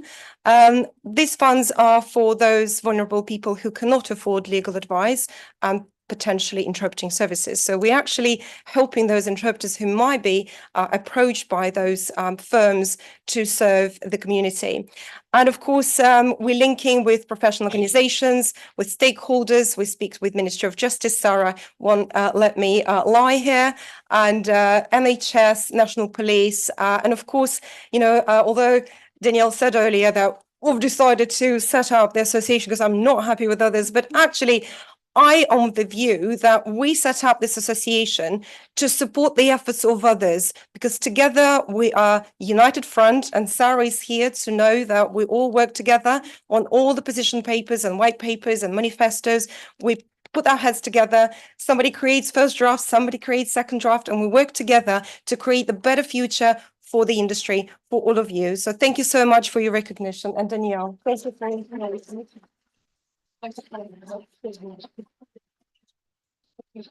Est-ce que je vais te demander de rester encore un petit peu parce qu'il y a une deuxième personne? Encore une deuxième personne qui va parler. Alors, so I am now going to announce the second awardee. And so I'm moving the slide. And I'm just wondering, I think Bayan is on the call already as well. But just before she speaks, I would like to show her name, and show this photo as well. So Bayan Abugaida is the second person that we decided together, with the committee, to select for this award. And, it took us about 2 seconds to choose, because it was so obvious. And Bayan is already a friend, a colleague, a hard-working person as well, like Irina. And she is a lead interpreter in Cleveland Clinic. And she said to me, you know what, Danielle, I'm only going to have DPSI level 6 interpreters with Arabic English at the clinic. And she couldn't find any. It was very difficult. And so she thought, even though I want to maintain this high standards, there isn't any. So I'm going to create a course for all medical interpreters. I said, oh, wow. Okay, fine. I taught the DPSI health for many, many years, and I've got a DPSI health myself. So I thought, let's go for it. Let's work in partnership. So together with Irina, AIT, London Met, and Cleveland Clinic, we designed this, which mainly Bayan. I didn't do much, at all. And then PSI, yes, absolutely. Of course, I was going to forget. Thank you very much for reminding me. So I'm going to stop sharing. And I don't know if Bayan is still with us. Yes, I am. Yeah. Thank you, Danielle. Oh my God. Hi, Michalina. I think the last time I've met Michalina was during the launch. I was privileged to be there. So happy to see you again, and I'm so honored to receive this award. Congratulations on your 20th anniversary. I've prepared a speech, but I'm not going to say it. It's too long. So I want to say, it has been a cornerstone, like joining the MACI, working with Danielle, learning all the skills. Oh my God, my life has changed. My career path has changed. It's an amazing change. I've become a lot of things after that, lecture and like associate lecturer at London Metropolitan University, freelance as conference interpreter, which is the most amazing job I've ever been in, and also leading this team in the hospital, which launching that program, using the skills that we've learned during the MACI, during the ambassador scheme, during the training the trainers. Oh my God, a lot of things we've learned. And I'm happy to see that I think Roxanne, one of the students, is interpreting from Australia, one of my amazing students. I don't know if Hasna is there. I can see Iba, that she's there. She was one of the students, then she's my dear colleague and booth partner. So so happy to see all this. I'm just honored. And congratulations to Irina Saunders, also amazing. So happy with all this achievements. So thank you all. Thank you very much, all of you. So, sorry, your certificate is here. So we will send it to you by post. Thank you. Thank you so much. Thank you. Thanks, Danielle. Thanks, Danielle. Thank you very much. Thank you very much.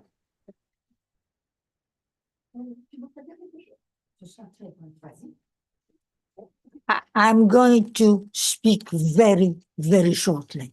That's good advice for you. Whenever you get a chance to speak, remember, they love it when we're brief.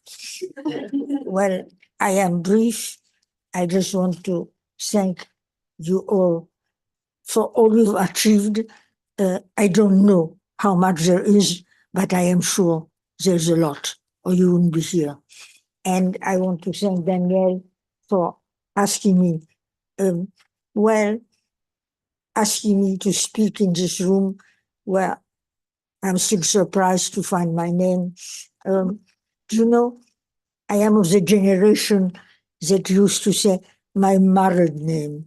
Wow, one used to change names on marriage. The world has changed so much, but anyway, that wasn't necessarily a bad habit, especially when the name was exotic. Anyway, it's nice to see you all here.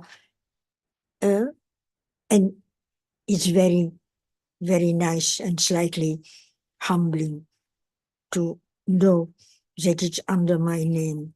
Well, thank you for all you've done. I'm sure you've done a lot, otherwise you wouldn't be here. And thanks to Danielle for, for giving my name to this place and for giving me a chance to enjoy it in your company. All the best in future and congratulations for your past. Bye-bye. Merci Danielle.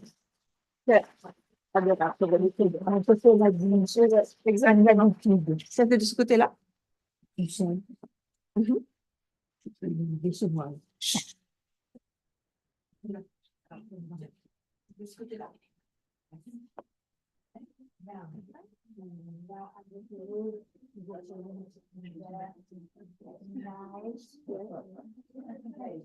That's wonderful. Thank you so much, Michelle. Always an inspiration to be here. We are moving, I'm conscious of the time, and we're moving to something else, which is quite exciting. Michelle is with all the interpreters here. I am now going to give the floor to my wonderful students who are going to speak to you about their experience of a HyFlex teaching and learning this year. And obviously, it has to be the distance learning students themselves, plus some of the students here, and it's got to be hybrid. So they've got a few slides for you, and hopefully that's something that you will enjoy. So yeah, here we go. And then it says about presenting. Wonderful. But if we present this way, we can't see the people online then. There's no one presents the video. Oh, okay, fantastic.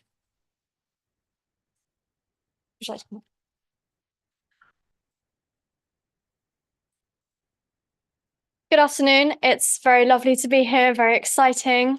It's been wonderful to see all of the presentations and see all of the former students, former graduates. We are on the current cohort, a mix of part-time and full-timers. I'm in English A, I have French and Spanish C, and I commute to university from Oxfordshire. And so that's, I'll be presenting my experience. Hello. My name is Louisa. I have French and German and I interpret into English. I also commute from Brighton, so it's really helpful even for me to have the flexible hybrid experience as well. I try and come in when I can, but then if there's a shorter lesson, like that's only an hour, it's really handy to be able to do the lesson from home as well. Hi, my name is Areta. I thought it'd be too long a commute to come from Brazil, so I relocated to London. I'm a Portuguese A. I also have English B and Spanish C. Hello, I'm Emma. I'm a Spanish A. I live in the home counties in Hertfordshire, and I sometimes commute and sometimes I join from home. That's the beauty of it. Hi, I'm Katia. I'm a German A, English B, Spanish C, and same as Emma just said, sometimes I commute, sometimes I'm here. I live in Cambridge, so it's not that much of a commute, but I still appreciate the flexibility very much because I'm also a freelance translator, so I work quite a lot. I do the course part-time, so it's really great. I wouldn't be able to do the course otherwise if it weren't that flexible.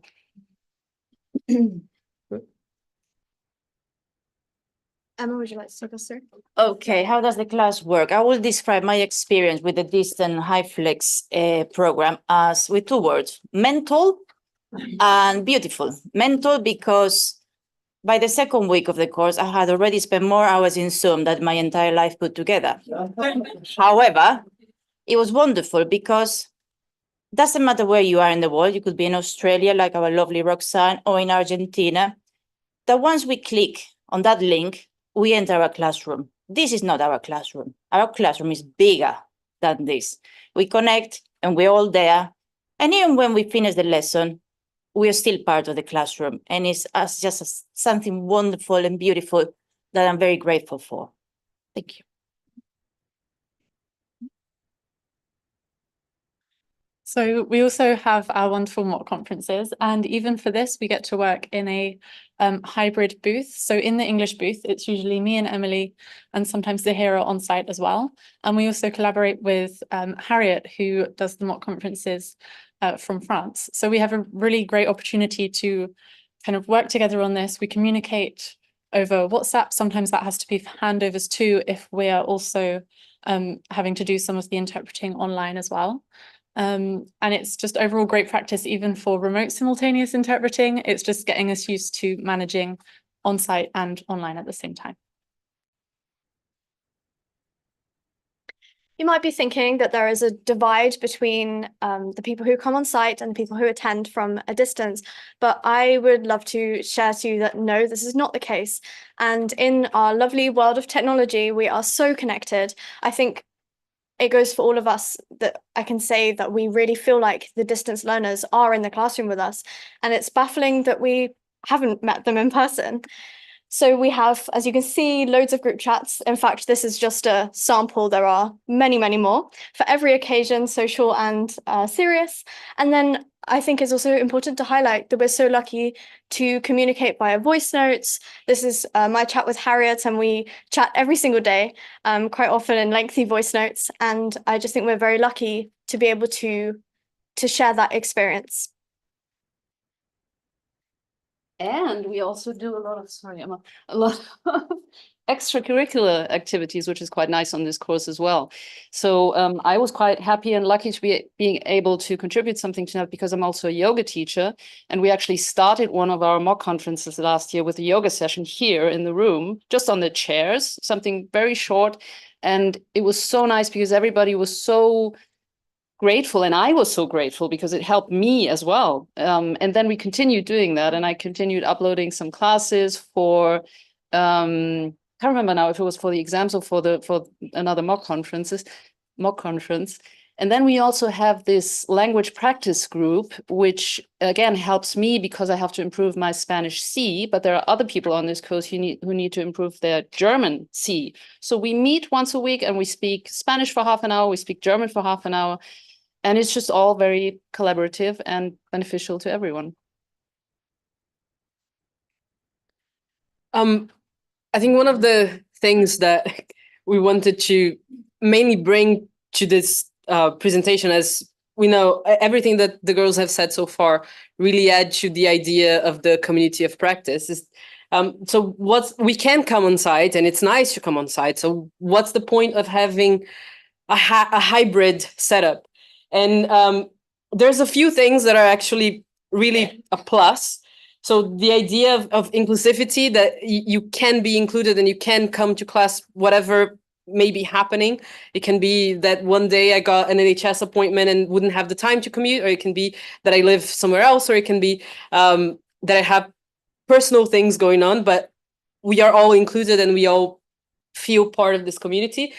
There's also the setup helps us in terms of the technology, because the recordings of every single class are quality recordings, which is something that I've heard from other people who use Panopto in their course, because it's all recorded from the teacher's computer. And if the teacher walks around, then the audio quality is not good anymore. But we do have access to all of our classes in high quality. We reach across borders, as you've heard repeatedly, and you'll hear from them in a minute. We have students joining us from Australia, from Argentina, from France, across borders, across time zones, in a very radical way as well. I think something that's really striking with how the technology is set up, how our classes are set up, is just that it really does not make a difference, whatever our mode of attendance is.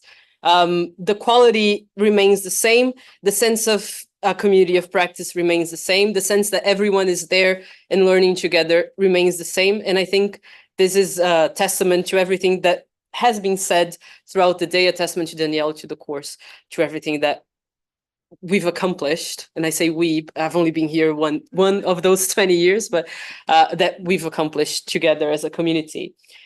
And with no further ado, I will give you. Oh. Just to make sure that we are sharing the sound. Okay. So we're gonna have a video by our distance learners from this year.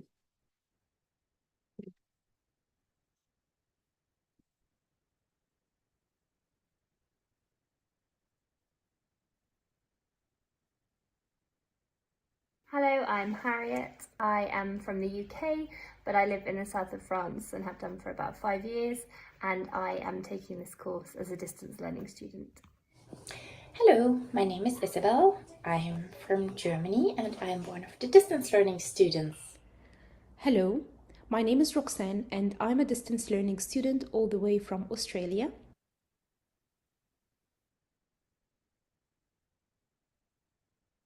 Actually, I had been researching for such an opportunity for years and I had pretty much given up when I discovered it.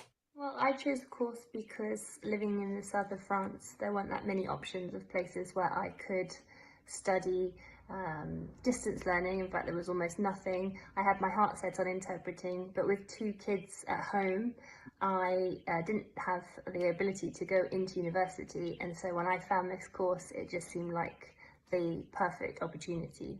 The reason I chose this course was because it kind of ticked all the boxes for what I was looking for.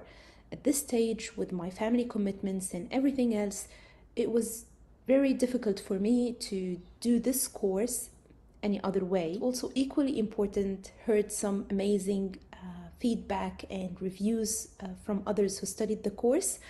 I couldn't be happier to choose this course for my conference interpreting degree. It's exceeded any expectations I could have had. The group is really tight-knit and that's been so special to me, particularly starting this course a little bit later in life. I think what resonated mostly with me was that sense of collaboration and community that we built throughout the year. Despite studying remotely, I still had very strong connections with some of my colleagues, and I felt that we genuinely cared for each other. So for example, we have our own WhatsApp group and I would find my colleagues putting my name down early on the schedule, on their end, saying because we don't want it to be too late for you on my end.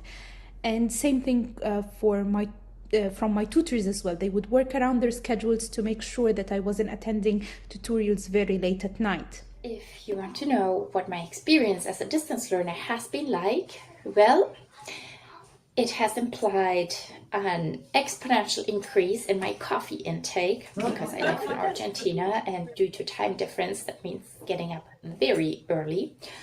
Also, it would be a lie to claim that there hasn't been a fair amount of chaos because I'm also a single mom to a set of twins. However, and this is the key thing, it has been possible, because what would not have been possible would have been doing this program in person in London. As for the challenges, there were quite few, and also there were some fears that I personally had. So to start off, there is the time difference, which of course is a bit challenging. Some days I have to attend classes late at night and do my work at different time zones.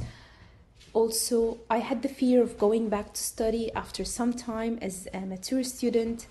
And also, I was worried about the level of connection and communication, whether I will be gaining from the course at the same level as my colleagues who are present and attending the course on site. In terms of the challenges of being a distance learner, I suppose not being there on site and working from home, I suppose with any working from home situation means that there's always other things to do, there's always distractions, housework, other work, life kind of gets in the way, and it's even more of an effort to be really disciplined in terms of doing the work, doing the homework particularly, of which there's quite a lot.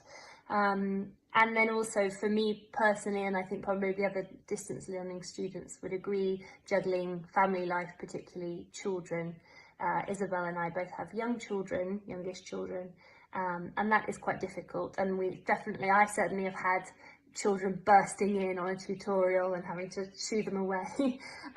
But because of the atmosphere and the supportive nature of the course, it's never felt a problem. What is really sweet about it is that I get to attend my classes from anywhere, not just from Buenos Aires where I live. And that is why I've attended classes from Buenos Aires, from the desert in Catamarca, which is located in northern Argentina, and from really remote mountain areas in Patagonia. Being able to meet my classmates in person on the two study trips, so Luxembourg and Brussels, was definitely another highlight. We also had other colleagues doing well-being check-in sessions, others yoga sessions. So I felt that we were all doing our best to make sure that everyone was very well supported. Another major highlight is that this course definitely went beyond interpreting. So it was a hands-on course with a comprehensive approach. I think that it is difficult or even impossible to find that kind of experience elsewhere. I can't think of any other course where you'd have something like that, which is so much collaboration, so many people working together in such a smooth way. And that also really stands out. I think this well-rounded experience was incredibly valuable.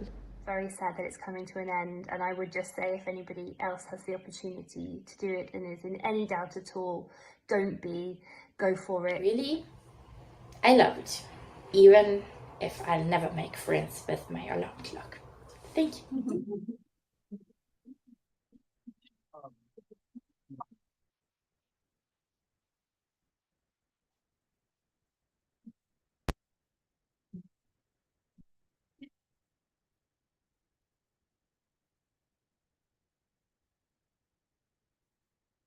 Aren't they wonderful?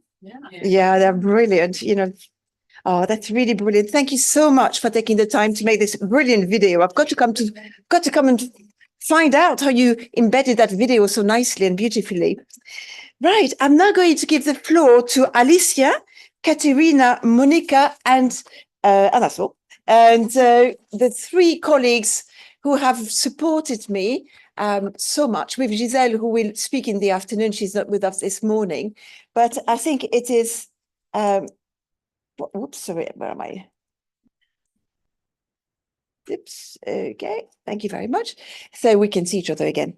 You know about our community of practice, and they are going to talk to you about something new that we are launching today. This is the Friends of Interpreting at London Met. And Monica, Alicia, and Ekaterina, you've got the floor.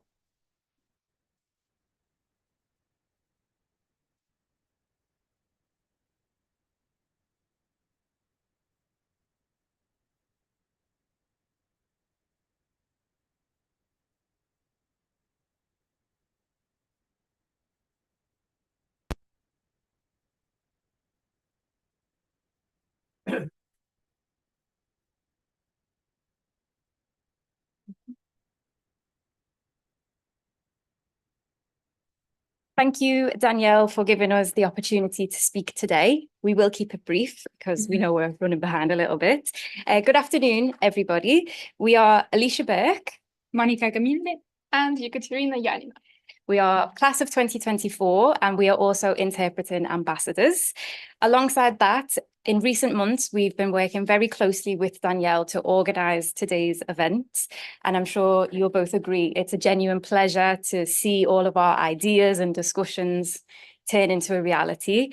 We've also been working with Giselle Reguero, who'll be joining us this afternoon. And we are delighted to have you all with us, whether you're in person or online. So thank you so much.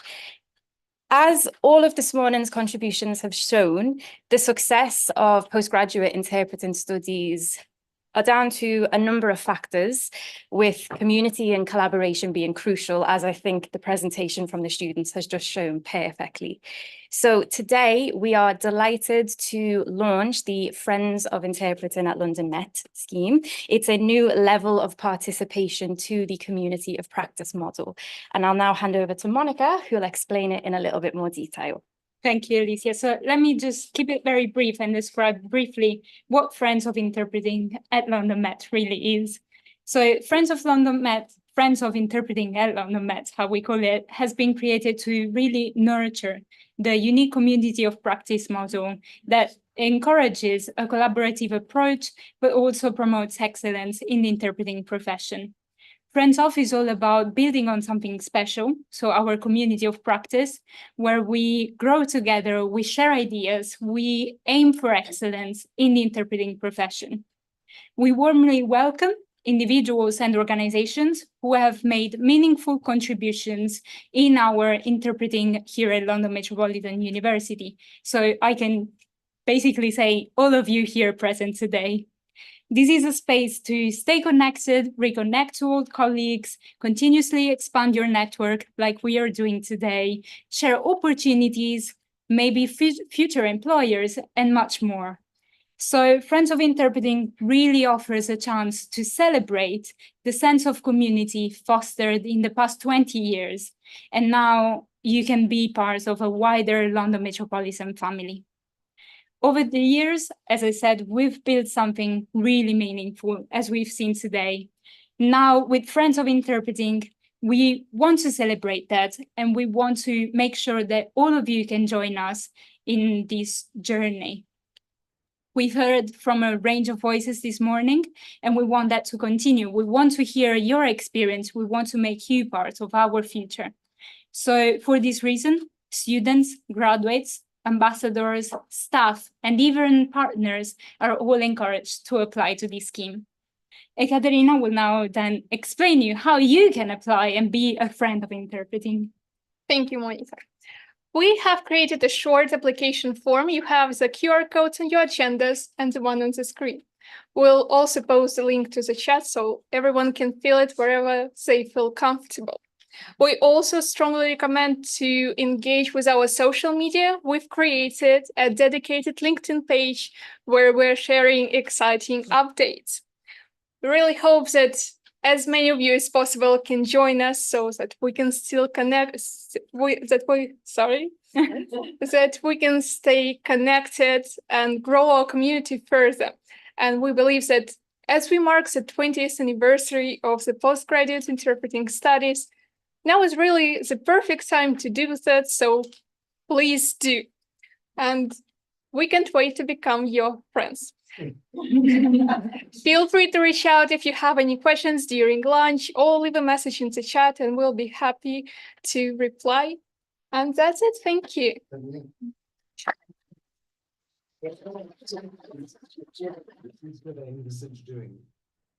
Okay, so what kind of activities do we envisage doing in this Friends, in this network? It can be a variety, and we can accommodate what people request once they become a member, but it could be meetups, whether that's in person, online. We could run practice sessions, perhaps, I don't know. Webinars, Yes. talks, sharing experiences, just staying connected. Thank you. Brilliant.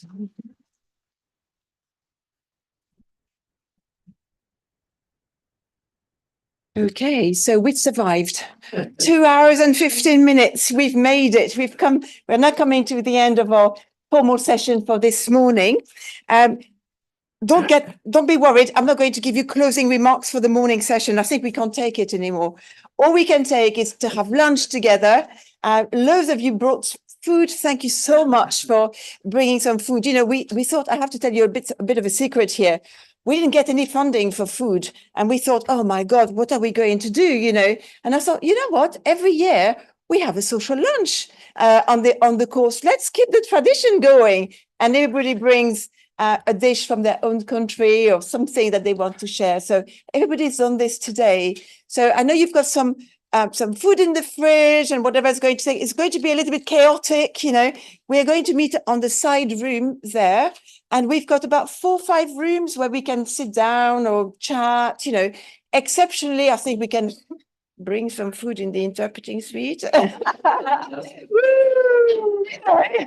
Loads of things are happening on the 20th anniversary. We are going to reconvene here at 1:45. And at 1:45, we are going to have interactive activities. So we're going to be divided into different groups where we're simply going to network. It's simply high-speed networking. Nothing difficult, no homework, there's no test, you know, no exams, nothing at all. So there are a few questions that we have planned for this hybrid networking. And again, the QR code is on the agenda. So you can see that on your name label, there is a sticker. Can you see the color sticker? Okay, so we're going to invite all the greens to come together, all the reds to come together, and so on and so forth. So we're convening here in 1 hour. There won't be any interpretation in the afternoon, and it will not be web streamed. We will only web stream and interpret the concluding remarks. Thank you very much. Thank you all. You've been wonderful. Thank you.